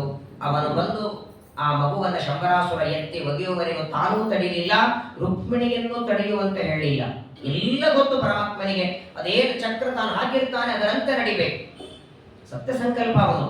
ಆ ಶಂಭರಾಸುರ ಮಗುವನ್ನ ಎತ್ತಿ ಒಗಿತಾನೆ, ಆನಂದ ಪಡ್ತಾನೆ ಶಂಭರಾಸುರ. ಇಷ್ಟೊತ್ತಿಗೆ ಆ ಮಗು ಯಾವುದೋ ಮೀನು ಮೊಸಳೆ ನುಗ್ಗಿಬಿಟ್ಟಿರ್ತದೆ. ಆದರೆ ನೋಡಿ, ಆ ಮಗು ನೀರಲ್ಲಿ ಬಿದ್ದ ಕ್ಷಣ ಒಂದು ಮೀನು ಜೋರಾಗಿ ಬಂದದ್ದು ಬಂದು ನುಗ್ಗಿ ಬಿಡುತ್ತದೆ, ಕಚ್ಚಲಿಲ್ಲ. ಹಾಗಾಗಿ ಸಂಪೂರ್ಣವಾಗಿ ಜೀವಂತವಾಗೇನೆ ಮಗು ಮೀನಿನ ಹೊಟ್ಟೆಗೆ ಹೋಗಿದೆ. ಮಾರನೇ ದಿನ ಮೀನುಗಾರರು ಸಮುದ್ರದಲ್ಲಿ ಮೀನ ಜಾಲವನ್ನು ಹಾಕಿದಾಗ ದೊಡ್ಡ ಮೀನು ಸಿಕ್ಕು, ಹೊಟ್ಟೆ ಉಬ್ಬಿತ್ತದು. ಅದೇನಿದೆ ಮೀನು ಅಂತ ನೋಡಿ ಆ ಮೀನಿನ ಹೊಟ್ಟೆಯನ್ನು ಸೀಳಿದ್ರೆ ಗಂಡು ಮಗು ಅಳುತ್ತಾ ಇದೆ. ಆದರೆ ಸಮುದ್ರದಲ್ಲಿ ಯಾವುದೇ ವಸ್ತು ಸಿಕ್ಕರು ಅದು ಮೊದಲು ಇದು ರಾಜನಿಗೆ ಕೊಡಬೇಕು ಅಂತ ನಿಯಮ. ಮತ್ತೆ ಆ ಮಗು ಶಂಬರಾಸುರನ ಮನೆಗೆ ಬಂತು. ಅವನೇ ರಾಜ ಇದ್ದಾಗ ಮೀನುಗಾರರೆಲ್ಲ ತಂದು ಕೊಡ್ತಾರೆ ಮೀನಿನ ಹೊಟ್ಟೆಯಲ್ಲಿ ಮಗು ಸಿಕ್ಕಿದೆ ಅಂತ. ಆದರೆ ದಟ್ಟ ಶಂಬರಾಸುರನಿಗೆ ನಾನೇ ಒಗೆದ ಮಗು ಅಂತ ಗೊತ್ತಿಲ್ಲ, ಇವನೇ ನನ್ನ ಶತ್ರು ಅಂತ ನಾರದರು ಹೇಳಿದ ಮಾತು ಮರ್ತು ಹೋಗಿದೆ. ಹಾಗಾಗಿ ಆ ಮಗುವನ್ನ ತನ್ನ ಮನೆಯ ಸೇವೆ ಮಾಡುವಂತಹ ಮಾಯಾವತಿ ಶಂಬರಾಸುರನ ದಾಸಿ ಅವಳ ಕೈಗೆ ಕೊಟ್ಟ. ಈ ದಾಸಿ ಯಾರು ಅಂದ್ರೆ ಈ ಮನ್ಮಥನ ಮೂಲ ರೂಪದ ಹೆಂಡತಿ ರತಿದೇವಿ. ಅವಳಿಗೆ ಬ್ರಹ್ಮದೇವರ ಶಾಪ. ರತಿದೇವಿಗೆ ಬ್ರಹ್ಮದೇವರ ಶಾಪ ಇದ್ದದ್ದರಿಂದ ಅವಳು ಈ ದ್ರೌಪದಿಯ ವಿಷಯದಲ್ಲಿ ನೋಡಿ ನಗುತ್ತಾಳೆ. ದ್ರೌಪದಿಗೆ 5 ಜನ ಗಂಡಂದ್ರು ಅಂದಾಗ ಅಪಹಾಸ ಮಾಡಿದ್ದಕ್ಕೆ ದುಷ್ಟರ ಸಂಗ ನಿನಗಾಗಲಿ ಅಂತ ಶಾಪ ಕೊಟ್ಟದ್ದರಿಂದ ಶಾಪದಿಂದ ಶಂಬರಾಸುರನ ಮನೆಯಲ್ಲಿ ದಾಸಿಯಾಗಿರ್ತಾಳೆ. ಆ ದಾಸಿಯನ್ನು ಕರೆದು ಶಂಬರಾಸುರ ಅಂತಾನೆ ಈ ಮಗುವನ್ನು ರಕ್ಷಣೆ ಮಾಡುವಂತ ಕೈ ಕೊಟ್ಟ. ಏನ್ ಮಾಡ್ಬೇಕು? ಸಮುದ್ರದಲ್ಲಿ ಸಿಕ್ಕಿದ ಮಗು. ಯಾವಾಗಲೂ ನೋಡಿ, ತಾನು ಜನ್ಮ ಕೊಟ್ಟ ಮಗುವಿಗೆ ತಾಯಿ ಮಾಡುವ ಅಕ್ಕರೆ ಬೇರೆ, ಇನ್ನೊಂದು ಗರ್ಭದಿಂದ ಹುಟ್ಟಿದ ಮಗುವಿಗೆ ಆ ಪ್ರೀತಿ ಬರಲ್ಲ. ನೀವೆಲ್ಲೇ ನೋಡಿ, ಒಂದು ಮಗುವನ್ನ ದತ್ತಕ್ಕೆ ತಗೊಂಡು ಬನ್ನಿ, ಪ್ರೀತಿ ಬರುತ್ತೆ. ಆದರೆ ಕರಳು ಸಂಬಂಧದಲ್ಲಿ ಬರೋ ಪ್ರೀತಿ ಬರಲ್ಲ. ಶಂಬರಾಸುರ ಕೊಟ್ಟಿದ್ದಾನೆ, ಅನಿವಾರ್ಯ. ಆ ಮಗುವಿಗೆ ಸ್ನಾನಕ್ಕೆ ಹಾಕ್ಬೇಕು, ಊಟಕ್ಕೆ ಹಾಕ್ಬೇಕು, ಅನಿವಾರ್ಯ ಇತ್ತು, ಮಾಡ್ತಿದ್ದು. ಒಂದು ದಿನ ಮತ್ತೆ ಬಂದರು ನಾರದರು. ಬಂದು ಆ ಮಾಯಾವತಿ ಜೊತೆ ಮಾತಾಡಿಸ್ತಾರೆ. ಏನಮ್ಮ, ಏನ್ ನಡೆದಿದೆ ಅಂದಾಗ ನಾರದರಿಗೆ ನಮಸ್ಕಾರ ಮಾಡಿ, ಏನಿಲ್ಲ, ಸಮುದ್ರದಲ್ಲಿ ಈ ಮಗು ಸಿಕ್ಕಿದೆ, ಈ ಮಗುವಿನ ಪಾಲನೆ ಮಾಡಬೇಕು ಅಂತ ರಾಜನಾಜ್ಞೆ ಮಾಡ್ತಿದ್ದೇನೆ ಅಂದಾಗ ನಾರದರಂತ, ನೀವು ಯಾರು ಗೊತ್ತಾ? ಯಾರಿಗೆ ಗೊತ್ತು ಪಾಪ, ಯಾವ ತಾಯಿ ಮಗನೋ ಏನೋ ಸಮುದ್ರದಲ್ಲಿ ಬಿಸಾಕಿದ್ರು, ಮೀನು ನುಂಗಿ ನಮ್ಮ ಮನೆಗೆ ಬಂದಿದ್ದಾನೆ ಅಂದಾಗ ನಾರದರಂತಾರ, ಧಡ್ಡಿದ್ದಿ ನೀನು, ನಿನ್ನ ಗಂಡ ಇವನ ಮೂಲ ರೂಪದ ನಿನ್ನ ಕಾಮ ರುದ್ರದೇವರ ಕಣ್ಣಿನಿಂದ ಭಸ್ಮ ಆದ್ನಲ್ಲ, ಅವನೇ ಈಗ ಅನಿರುದ್ಧನಾಗಿ ಬಂದಿದ್ದಾನೆ, ಕೃಷ್ಣನ ಮಗ ಇವನು. ಆಶ್ಚರ್ಯ ಆಗುತ್ತೆ. ಅಲ್ಲ ಸ್ವಾಮಿ, ನನಗೆ 19 ರನ್ನಿಂಗು, ಅದು ಇನ್ನೂ 1 ತಿಂಗಳೂ ಆಗಿಲ್ಲ, 10 ದಿವಸದ ಮಗು, ಇವ ಗಂಡ ಅಂತೇಳಿ, ಇವ ದೊಡ್ಡವನಾದ ಮೇಲೆ ಅಷ್ಟೊತ್ತಿಗೆ ನನ್ನ ವಯಸ್ಸಲ್ಲಿ ಹೋಗಿರ್ತಾರೆ. 20 ವರ್ಷ ಇಬ್ಬರ ಮಧ್ಯದಲ್ಲಿ. ಮದುವೆಗೆ 6 ತಿಂಗಳು, ವರ್ಷ 2 ವರ್ಷ, 20 ವರ್ಷ ಹೇಗೆ ಅಂತ ನಾರದರಿಗೆ ಬೇಡಿಕೊಂಡಾಗ ನಾರದರಂತಾರೆ, ಇವರಿಗೆ 21 ರನ್ನಿಂಗ್ ಆಗುವವರೆಗೆ 19 ಉಳಿಯತ್ತೆ, ನೀನು ಆಯುಷ್ಯ ಮುಂದೆ ಹೋಗೋದಿಲ್ಲ ಅಂದ್ರೆ ನಾರದ ಏನೆಲ್ಲ ಮಾಡ್ತಾರೆ ನೋಡಿ ನಾರದರು. ನಿಜವಾಗಿಯೂ ನಾರದರ ಪಾತ್ರನೇ ಒಂದು ವಿಚಿತ್ರ. ಸಪ್ತಮಸ್ಕಂದ ಭಾಗವತದಲ್ಲಿ ಕೇಳ್ತೇವೆ, ಹಿರಣ್ಯಕಶಿಪು ತಪಸ್ಸಿಗೆ ಹೋಗುವಾಗಲೇನೆ ಅವನ ಹೆಂಡತಿ ಕೈಯಾದು ಗರ್ಭಿಣಿ ಇದ್ದು ತಪಸ್ಸು ಮಾಡಿಕೊಂಡು 106 ವರ್ಷ ಆದ್ಮೇಲೆ ಬರ್ತಾರೆ. ಅವನು ಬಂದ ಮೇಲೆ ಪ್ರಹ್ಲಾದನಿಗೆ 5 ವರ್ಷ ಹೆಂಗ್ ಸಾಧ್ಯ? ಇವನು ತಪಸ್ಸಿಗೆ ಹೋದಾಗ ಗರ್ಭದಲ್ಲಿ ಇದ್ದ 10 ವರ್ಷ ಗರ್ಭದಲ್ಲಿ ಇರ್ತಾರ? ಹೋಗುವಾಗಲೇ ಗರ್ಭದಲ್ಲಿ ಇದ್ದ ಅಂದಮೇಲೆ ಹಿರಣ್ಯಕಶಿಪು ತಪಸ್ಸಿಗೆ ಹೋದ ಕೆಲವೇ ದಿನಗಳಲ್ಲಿ ಪ್ರಹ್ಲಾದ ಹುಟ್ಟಿರ್ತಾನೆ. ಹಾಗಾದ್ರೆ 106 ವರ್ಷ ತಪಸ್ಸಾದರೆ ಮುಗಿಸ್ಕೊಂಡು ಬರೋ ಹೊತ್ತಿಗೆ ಪ್ರಹ್ಲಾದನಿಗೆ ಎಷ್ಟಾಗಬೇಕು ವಯಸ್ಸು? ಮತ್ತೆ ಭಾಗವತ ಹಿರಣ್ಯಕಶಿಪು ಪ್ರಹ್ಲಾದನನ್ನ ಕರೀತಾನೆ, ಗುರುಕುಲ ಕಳಿಸ್ತಾನೆ. ಗುರುಕುಲ ಕಳಿಸುವಾಗ 8 ವರ್ಷ. ಅದಕ್ಕೆ ಅದೇ ಭಾಗವತ ಅಲ್ಲೇ ಬರ್ತದೆ. ಯಾವಾಗ ನಾರದರು ಆ ಹಿರಣ್ಯಕಶಿಪುವಿನ ಹೆಂಡತಿಯನ್ನ ಕರ್ಕೊಂಡು ತಮ್ಮ ಮನೆಗೆ ಇಂದ್ರದೇವರು ಕರ್ಕೊಂಡು ಹೋಗ್ತಿದ್ರು, ಇವಳಲ್ಲಿ ಹುಟ್ಟು ಮಗನನ್ನ ಕೊಲ್ತೇನೆ ಅಂತ ನಾರದರು ತಡೆದು ತಮ್ಮನೆ ಕರ್ಕೊಂಡು ಹೋಗಿ ಹಿರಣ್ಯಕಶಿಪು ತಪಸ್ಸು ಮುಗಿಸ್ಕೊಂಡು ಬರೋವರೆಗೆ ಅವಳಿಗೆ ಭಾಗವತ ಉಪದೇಶ ಮಾಡ್ತಿದ್ರು. ಆಗ 2 ವರ ಬಿಡ್ತಾಳೆ, ಕ್ಷೇಮಾಯ ಇಚ್ಛಾ ಪ್ರಸೂತಯೇ. ಹಿರಣ್ಯಕಶಿಪುವಿನ ಹೆಂಡತಿ ನಾರದರಿಗೆ 2 ವರ ಬಿಡ್ತಾಳೆ. ಮೊದಲನೇದು, 100 ವರ್ಷ ಆದರೂ ಇದು ಮಗುವಾಗೆ ಗರ್ಭದಲ್ಲಿ ಕ್ಷೇಮವಾಗಿರಬೇಕು, ದೊಡ್ಡದಾಗಬಾರದು. ಎರಡನೇದು, ನನಗೆ ಇಚ್ಛೆ ಬಂದಾಗ ನಾನು ಜನ್ಮ ಕೊಡಬೇಕು ಮಗುವಿಗೆ, 9 ತಿಂಗಳಾದ ಮೇಲಲ್ಲ.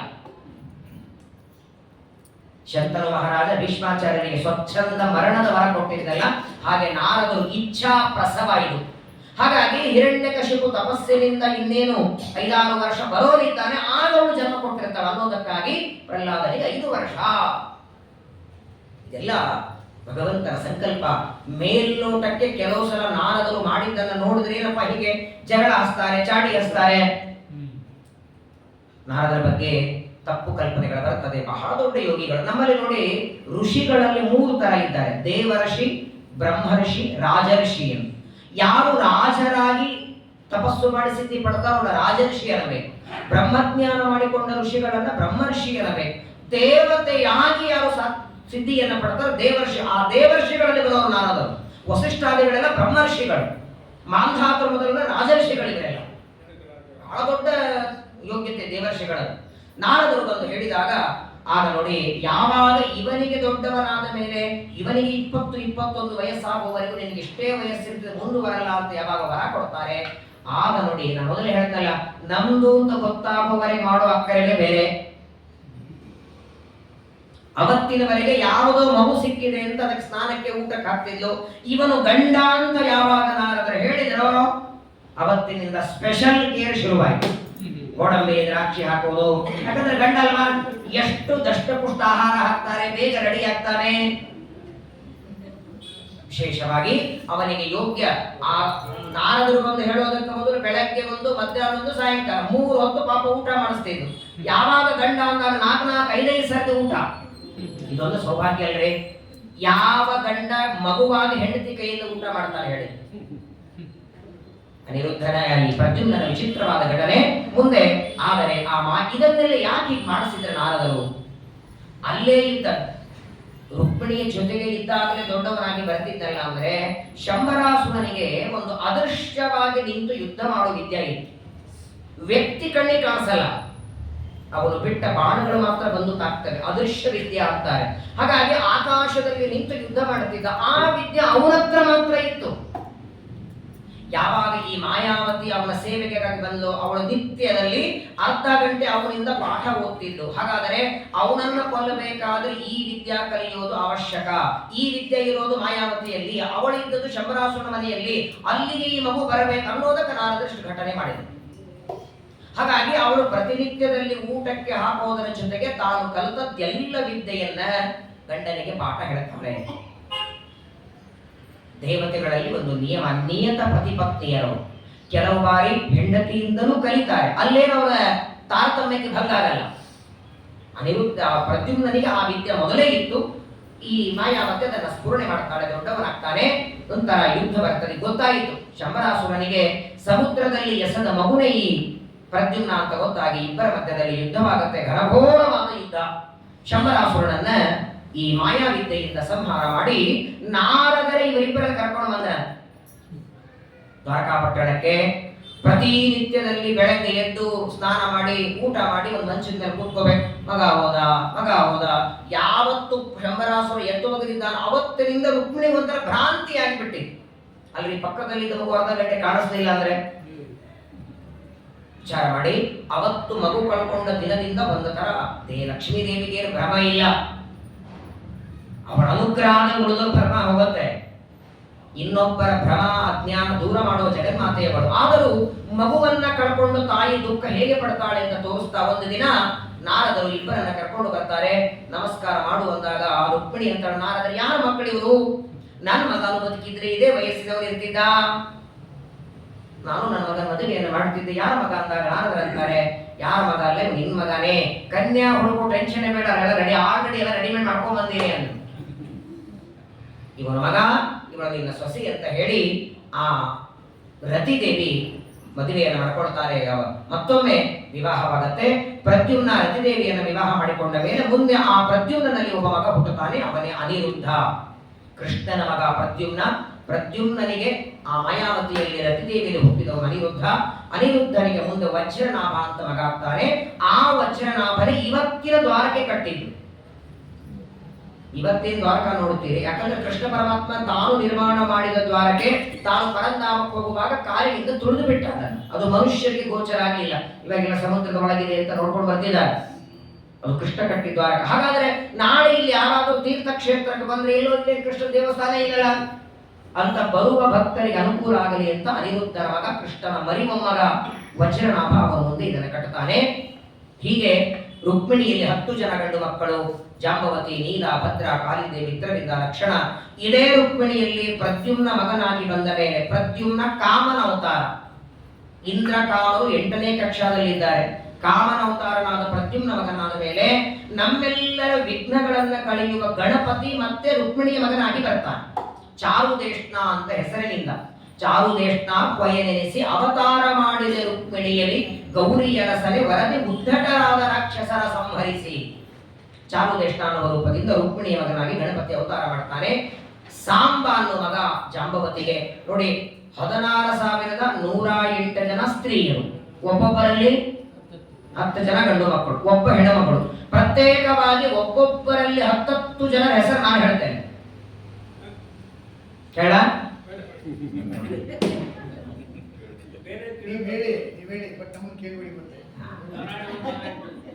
ಶ್ರೀಮದ್ ಆಚಾರ್ಯರಿಗೆ ಎಷ್ಟು ಸಹಸ್ರನಾಮದ ಒಂದು ಶ್ಲೋಕಕ್ಕೆ 101 ಶಬ್ದಕ್ಕೆ 100 ಅರ್ಥ ಹೇಳಿ ಅಂದ್ರೆ ರಿಟರ್ನ್ ಒಪ್ಪಿಸ್ತಿದ್ರೆ ಹೇಳ್ತೀನಿ ಅಂತ.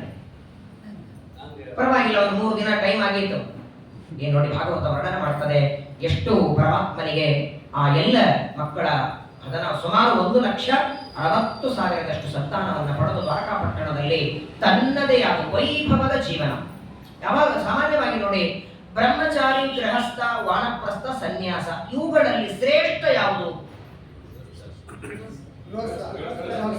ಹೆಚ್ಚಾಗವರೇ ಇದ್ದೀರಿ ಅಂತ ಮೆಚಾರಿಟಿ ಗೃಹಸ್ಥರು ಹೆಚ್ಚಿದೆ ಅಂತ ಹೇಳಿದ್ರ ಧನ್ಯೋ ಗೃಹಸ್ಥಾಶ್ರಮ.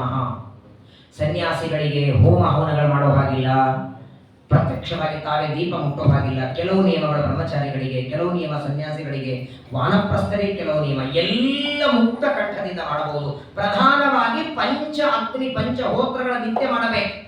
ಪಂಚಯಜ್ಞಗಳು: ಬ್ರಹ್ಮಯಜ್ಞ, ದೇವಯಜ್ಞ, ಪಿತೃಯಜ್ಞ, ಋಷಿ ಮನುಷ್ಯಯಜ್ಞ, ಭೂತಯಜ್ಞ. ಪ್ರತಿನಿತ್ಯದಲ್ಲಿ ಪಂಚಯಜ್ಞ. ಒಬ್ಬ ಗೃಹಸ್ಥ ಏನೇನು ಮಾಡಬೇಕು ಅದನ್ನೆಲ್ಲ ಕೃಷ್ಣ ತಾನು ಮದುವೆ ಮಾಡಿಕೊಂಡು ಗೃಹಸ್ಥನಾದ ಮೇಲೆ ನಿತ್ಯ ಮಾಡ್ತಿದ್ದಾನೆ. ಸಂಧ್ಯಾ ವಂದನೆ, ನಿತ್ಯದಲ್ಲಿ ದೇವರ ಪೂಜೆ, ನಿತ್ಯದಲ್ಲಿ ಪಂಚಯಜ್ಞಗಳು, ಪ್ರತಿನಿತ್ಯ ಮಕ್ಕಳಿಗೆ ಶಿಕ್ಷಣ ಕೊಡೋದು. ಅದ್ಭುತವಾದ ಗೃಹಸ್ಥ ಜೀವನ. ಮನೆಗೆ ಬಂದ ಅತಿಥಿಗಳನ್ನು ಹೇಗೆ ಸತ್ಕಾರ ಮಾಡಬೇಕು ಅನ್ನೋದನ್ನ ತನ್ನ ಮಕ್ಕಳಿಗೆಲ್ಲ ಕೂಡಿಸ್ಕೊಂಡು ಪಾಠ ಮಾಡ್ತಿದ್ದ. ಪ್ರತಿನಿತ್ಯದಲ್ಲಿ ಕೃಷ್ಣ ಪರಮಾತ್ಮ ಮಕ್ಕಳಿಗೆ ಸರಿಯಾಗಿ 4 ಗಂಟೆಗೆ, ಭಾಗವತ ಹೇಳುತ್ತದೆ 4 ಗಂಟೆಗೆ ಹೇಳ್ತಿದ್ದಾರೆ. ಬ್ರಾಹ್ಮೇ ಮುಹೂರ್ತೆ ಚೋಕ್ತಾಯ ವಾಯುಪಸ್ಪೃಶ್ಯ ಮಾಧವಃ ದಗ್ಧೌ ಪ್ರಸನ್ನಕರ್ಣಃ ಆತ್ಮಾನಂ ತಮಸಃಪರಂ. 4 ಗಂಟೆ ಕೃಷ್ಣ ಹೇಳ್ಬೇಕಾದ್ರೆ ಪ್ರತಿನಿತ್ಯ 4 ಗಂಟೆಗೆ ಎದ್ದು ಮುಖಮಾರ್ಜನ ಮಾಡಿಕೊಂಡು ತುಳಸಿ ಮೃತ್ತಿಕ ಹಚ್ಕೊಂಡು ಮಕ್ಕಳನ್ನೆಲ್ಲ ಎಬ್ಬಿಸಿ ಆ ಮಕ್ಕಳಿಗೆ ತಾನು ಪಾಠ ಮಾಡಬೇಕು. ಪ್ರಾತಃ ಕಾಲದಲ್ಲಿ ಎದ್ದು ಧ್ಯಾನ ಮಾಡುತ್ತಿದ್ದ ಅಂತ ಭಾಗವತ ಹೇಳುತ್ತೆ. ಪರೀಕ್ಷಿತರು ಕೇಳ್ತಾರಲ್ಲ, ಸ್ವಾಮಿ ಅವನು ಧ್ಯಾನ ಜಗತ್ತೆಲ್ಲ ಮಾಡ್ತದೆ, ಅವನು ಯಾರು ಧ್ಯಾನ ಮಾಡ್ತಿದ್ದರು? ತನ್ನನ್ನ ಸ್ವಾತ್ಮಾನಂ. ಇದರ ಟೀಕಾರಾಯ ಸುಧಾ ಗ್ರಂಥದಲ್ಲಿ ಶ್ಲೋಕ ತಗೊಳ್ತಾರೆ. ಜನ್ಮಾಧಿಕರಣದಲ್ಲಿ ಓಂ ಜನ್ಮಾದಿಶ್ರಯತ ಅಂತ ಸುಧಾದಲ್ಲಿ ಈ ಸ್ವಾತ್ಮಾನಂ ತಮಸಃಪರಂ, ಪರಮಾತ್ಮ ತನ್ನನ್ನು ತಾನು ಧ್ಯಾನ ಮಾಡಿಕೊಂಡ ಅಂತ ತುಂಬಾ ಚೆನ್ನಾಗಿ ಟೀಕಾರ ವಿವರಣೆಯನ್ನು ಕೊಡ್ತಾರೆ. ಪ್ರತಿನಿತ್ಯದಲ್ಲಿ ಭಗವಂತನ ಈ ಗೃಹಸ್ಥ ಜೀವನ ಒಂದು ದಿನ ನಾರದರು ನೋಡೋಣ ಅಂತ ಆಶ್ಚರ್ಯದಿಂದ ಬಂದರು, ಕುತೂಹಲದಿಂದ. ನೋಡಿ, ಸಾಮಾನ್ಯವಾಗಿ ಮದುವೆ ಮಾಡಿಕೊಂಡವರ ಕಷ್ಟ ಮದುವೆ ಮಾಡ್ಕೊಂಡವರಿಗೆ ಗೊತ್ತಿರ್ತದೆ. ನಾರದರ ಕನ್ಯಾ ಕೊಡ್ತೀನಿ ಅಂದ್ರೆ ಬೇಡ ಅಂದ್ರು. ಆದರೂ ನಾರದರು ವಿವಾಹ ಮದುವೆ ಮಾಡ್ಕೊಳ್ಳೋದೇ ಇದ್ರು ಮದುವೆ ಮಾಡ್ಕೊಂಡವ್ರ ಕಷ್ಟ ಎಲ್ಲ ಗೊತ್ತಿತ್ತು ಅವರಿಗೆ. ಅದರಲ್ಲಿಯೂ ಪಾಪ ಒಂದು ವಿವಾಹ ಮಾಡಿಕೊಂಡವರ ಕಥೆ ಏನು, 2 ಆದ್ರೆ ಏನು, 3 ಆದ್ರೆ ಎಷ್ಟು ಭಯಾನಕ ಇರ್ತದೆ. ಅಂತಹದ್ರೊಳಗೆ 16,108 ಜನರನ್ನು ಒಬ್ಬ ಪರಮಾತ್ಮ ಅವರನ್ನೆಲ್ಲ ಹೇಗೆ ತೃಪ್ತಿ ಪಡಿಸ್ತಾನೆ, ಅವರ ಅಪೇಕ್ಷೆಗಳನ್ನೆಲ್ಲ ಹೇಗೆ ಪೂರ್ಣ ಮಾಡ್ತಾನೆ ನೋಡೋಣ ಅಂತ ದ್ವಾರಕಾಪಟ್ಟಣಕ್ಕೆ ನಾರದರು ಬರ್ತಾರೆ. ನೋಡ್ತಾರೆ, ಒಂದೊಂದು ಮನೆಯಲ್ಲಿ ಒಂದೊಂದು ಭಗವಂತನ ರೂಪಗಳು. ಒಂದು ಮನೆಗೆ ಹೋದ್ರೆ ಪ್ರಾತಃ ಕಾಲ ಎದ್ದು ತುಳಸಿ ವೃತ್ತಿ ಹಚ್ಕೊಳ್ತಾನೆ, ಪಕ್ಕದ ಮನೆಗೆ ಹೋದ್ರೆ ಸ್ನಾನಕ್ಕೆ ಹೋಗ್ತಿರ್ತಾನೆ, ಇನ್ನೊಂದು ಮನೆಗೆ ಹೋದ್ರೆ ಪೂಜೆ ಕೂತಿರ್ತಾನೆ. ಏನ್ ಆಶ್ಚರ್ಯ! ನಾನು ಈ ಮನೆಯಿಂದ ಆ ಮನೆಗೆ ಬರುವುದು ಎಲ್ಲಿಂದ ಬಂದ? ಹಿಂದಿನ ಬಾಗಿಲಿಂದ ಬಂದನ? ನಾರದರಿಗೆ ಆ ಭಗವಂತನ ಗಾಢಸ್ಥ ಜೀವನವನ್ನು ನೋಡಿ ಆಶ್ಚರ್ಯ ಆಗುತ್ತೆ. ಹೀಗೆ ಮಕ್ಕಳನ್ನ ಪಡೆದು ಅವರಿಗೆ ಶಿಕ್ಷಣೆಯನ್ನ ಕೊಡ್ತಾ ಇರುವಾಗ ಒಂದು ಸಲ ಕೃಷ್ಣ ಪರಮಾತ್ಮ ದ್ವಾರಕೆಯಲ್ಲಿರುವಾಗ ಸೂರ್ಯಗ್ರಹಣ ಬಂತ. ಸೂರ್ಯಗ್ರಹಣ ಆಗಲಿಂದ ನಡೀತಿದೆ. ಯಾಕಂದ್ರೆ ಇದು ನಡೆದ ಸಮುದ್ರ ಮಥನ ಕಾಲದಲ್ಲಿ ನಡೆದದ್ದು. ಸಮುದ್ರ ಮಥನ ಕಾಲದಲ್ಲಿ ಆ ಸೂರ್ಯ ಚಂದ್ರ ಹೇಳಿದ್ದಕ್ಕೆ ತಾನೇ ರಾಹುಕೇತುಗಳನ್ನು ಒಂದು ಗ್ರಹಣ ಮಾಡುತ್ತಾರೆ. ಆಗಿನಿಂದಲೂ ಗ್ರಹಣ ಇತ್ತು. ಸೂರ್ಯಗ್ರಹಣ ಬಂದ್ರೆ ಪರಮಾತ್ಮ ಎಲ್ಲ ತನ್ನ ಹೆಂಡಂದರಿಗೆ ಮಕ್ಕಳಿಗೆ ಹೇಳ್ತಾನೆ, ಇಲ್ಲೇ ಹತ್ತಿರದಲ್ಲಿ ಕುರುಕ್ಷೇತ್ರ ಇದೆ, ಅಲ್ಲಿ ಹೋಗೋಣ ಅಂತ. ಯಾವಾಗಲೂ ನೋಡಿ, ಯಾವುದೇ ಗ್ರಹಣ ಬರಲಿ, ಸೂರ್ಯಗ್ರಹಣ ಚಂದ್ರಗ್ರಹಣ ಬರಲಿ, ನದಿ ದಂಡೆಗೆ ಹೋಗ್ಬೇಕಂತ. ತುಂಬಾ ಆಲಸ್ಯ ಅಶಕ್ತ ಇದ್ರೆ ಮನೆಯಲ್ಲಿ ಆಚರಣೆ ಮಾಡಬೇಕು. ವಿಶೇಷವಾಗಿ 1-2 ದಿನ, ನಾಡಿದ್ದು ಗ್ರಹಣ ಇದೆ ಅಂದ್ರೆ ಇವತ್ತಿನ ದಿನವೇ ಮನೆಯ ದೇವರ ಪೆಟ್ಟಿಗೆ ಎಲ್ಲ ತಗೊಂಡು ಯಾವ ನದಿ ದಂಡೆಗೆ ಹೋಗಿ ಸ್ನಾನವನ್ನ ಮಾಡಿ ದೇವರಿಗೂ ಅಭಿಷೇಕವನ್ನ ಮಾಡಬೇಕು. ಕೃಷ್ಣ ಪರಮಾತ್ಮ ಎಲ್ಲರಿಗೆ ಹೇಳ್ತಾರೆ. ಬಹಳ ದೊಡ್ಡ ಗ್ರಹಣ ಇತ್ತದು, ಮೊನ್ನೆ ಬಂದಿತ್ತಲ್ಲ 3-3.5 ಗಂಟೆ, ಅದು ಚಂದ್ರಗ್ರಹಣ ಇತ್ತು. ಸೂರ್ಯಗ್ರಹಣ ಸುಮಾರು ಹೊತ್ತು ದೊಡ್ಡದಾದ ಗ್ರಹಣ. ಎಲ್ಲಿ ಎಲ್ಲರೂ ಹೋಗೋಣ, ಎಲ್ಲಿಗೆ ಅಂದ್ರೆ ಸಮಂತ ಪಂಚಕ. ಸಮಂತ ಪಂಚಕ ಅಂದ್ರೆ ಪರಶುರಾಮ ದೇವರು 21 ಬಾರಿ ಭೂಮಂಡಲ ಪ್ರದಕ್ಷಿಣೆ ಹಾಕಿ ದುಷ್ಟ ಕ್ಷತ್ರಿಯರ ಸಂಹಾರ ಮಾಡಿ ಅವರ ರಕ್ತದಿಂದ ಏನು ಮಡುಗಳನ್ನು ಮಾಡಿಟ್ಟಿದ್ರಲ್ಲ, ಅದನ್ನ ಸೆವಂತ ಪಂಚಕ ಅಂತ ಕರೀತಾರೆ. ಕುರುಕ್ಷೇತ್ರದಲ್ಲಿ ಇದೆ 5 ಮಡುಗಳು ರಕ್ತದಿಂದ ಮಾಡಿದ್ದು. ಅಲ್ಲಿ ಹೋಗೋಣ ಅಂತ ಪರಮಾತ್ಮ ಎಲ್ಲರನ್ನ ಸಿದ್ಧ ಮಾಡ್ತಾನೆ. 16,108 ಜನ ಸ್ತ್ರೀಯರು, 1,60,000 ಜನ ಮಕ್ಕಳು, ತಂದೆ ವಸುದೇವ, ತಾಯಿ ದೇವಕಿ, ನಂದ ಯಶೋಧರ ಅಲ್ಲಿದ್ದಾರೆ. ಇವರೆಲ್ಲರೂ ಹೊರಟಿದ್ದಾರೆ. ದ್ವಾರಕಾಪಟ್ಟಣದಿಂದ ಎಲ್ಲ ಗೋಪಾಲಕರು, ಯಾದವರು ಹೊರಟಿದ್ದಾರೆ, ಬಂದಿದ್ದಾರೆ ಕುರುಕ್ಷೇತ್ರಕ್ಕೆ. ಏನು ವಿಸ್ತಾರವಾಗಿದೆ ಕುರುಕ್ಷೇತ್ರ, ನೋಡಬೇಕು. ರಮ್ಯವಾದದ್ದು. ಶ್ರೀಕೃಷ್ಣ ಪರಮಾತ್ಮ ಓಡಾಡಿದ ಜಾಗ. ಇವತ್ತಿಗೂ ಕುರುಕ್ಷೇತ್ರದಲ್ಲಿ ನೋಡಿ, ಸ್ವಲ್ಪ ಭೂಮಿ ಅಗದ್ರೆ ಸಾಕು ಕೆಂಪು ಮಣ್ಣು ಸಿಗತ್ತೆ. ಅಲ್ಲಿ ಮಣ್ಣೇ ಕೆಂಪು. ಯಾಕಂದ್ರೆ ಆ ದ್ವಾಪರ ಯುಗದಲ್ಲಿ ರಕ್ತ ಆದವು, ಯುದ್ಧವಾದಾಗ ಅವರೆಲ್ಲರ ರಕ್ತ ಭೂಮಿಯಲ್ಲಿ ಒಳ ಹೋಗ್ಬಿಟ್ಟಿದೆ. ದೊಡ್ಡದಾದಂತಹ ಭೀಷ್ಮ ಸರೋವರ ಇದೆ. ಈ ದಂಡೆಗಿದ್ರೆ ಆ ದಂಡೆನೇ ಕಾಣಲ್ಲ. ಆದರೆ ಪ್ರತಿನಿತ್ಯದಲ್ಲಿ ಸಾಯಂಕಾಲದ ಹೊತ್ತು ಭಗವದ್ಗೀತೆ ಪಾರಾಯಣ ಮಾಡ್ತಿರ್ತಾರೆ, ಕೇಳೋ ಹಾಗಿರುತ್ತೆ. ಶ್ರೀಕೃಷ್ಣ ಪರಮಾತ್ಮ ಯಾವ ಸ್ಥಳದಲ್ಲಿ 18 ಅಧ್ಯಾಯದ ಉಪದೇಶ ಮಾಡ್ತಾರೆ, ಎಲ್ಲಿ ಭೀಷ್ಮಾಚಾರ್ಯರು ತಮ್ಮ ಶರಪಂಜರದ ಮೇಲೆ ಮಲಗಿ ದೇಹ ಬಿಡ್ತಾರೆ ಆ ಜಾಗ ಈಗಲೂ ಇದೆ.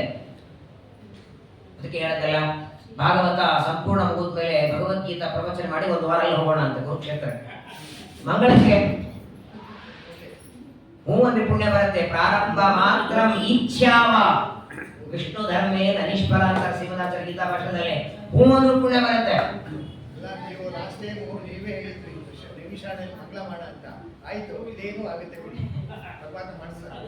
ತುಂಬಾ ಚೆನ್ನಾಗಿ ಎಲ್ಲರೂ ಬರ್ತಾರೆ. ಕುರುಕ್ಷೇತ್ರಕ್ಕೆ ಬಂದಿದ್ದಾರೆ. ಎಲ್ಲರೂ ಸ್ನಾನ ಮಾಡ್ತಾರೆ. ಸೂರ್ಯಗ್ರಹಣ ಕಾಲದಲ್ಲಿ ಮಾಡಬೇಕಾದ ದಾನಗಳು ಎಷ್ಟು ನೋಡಿ.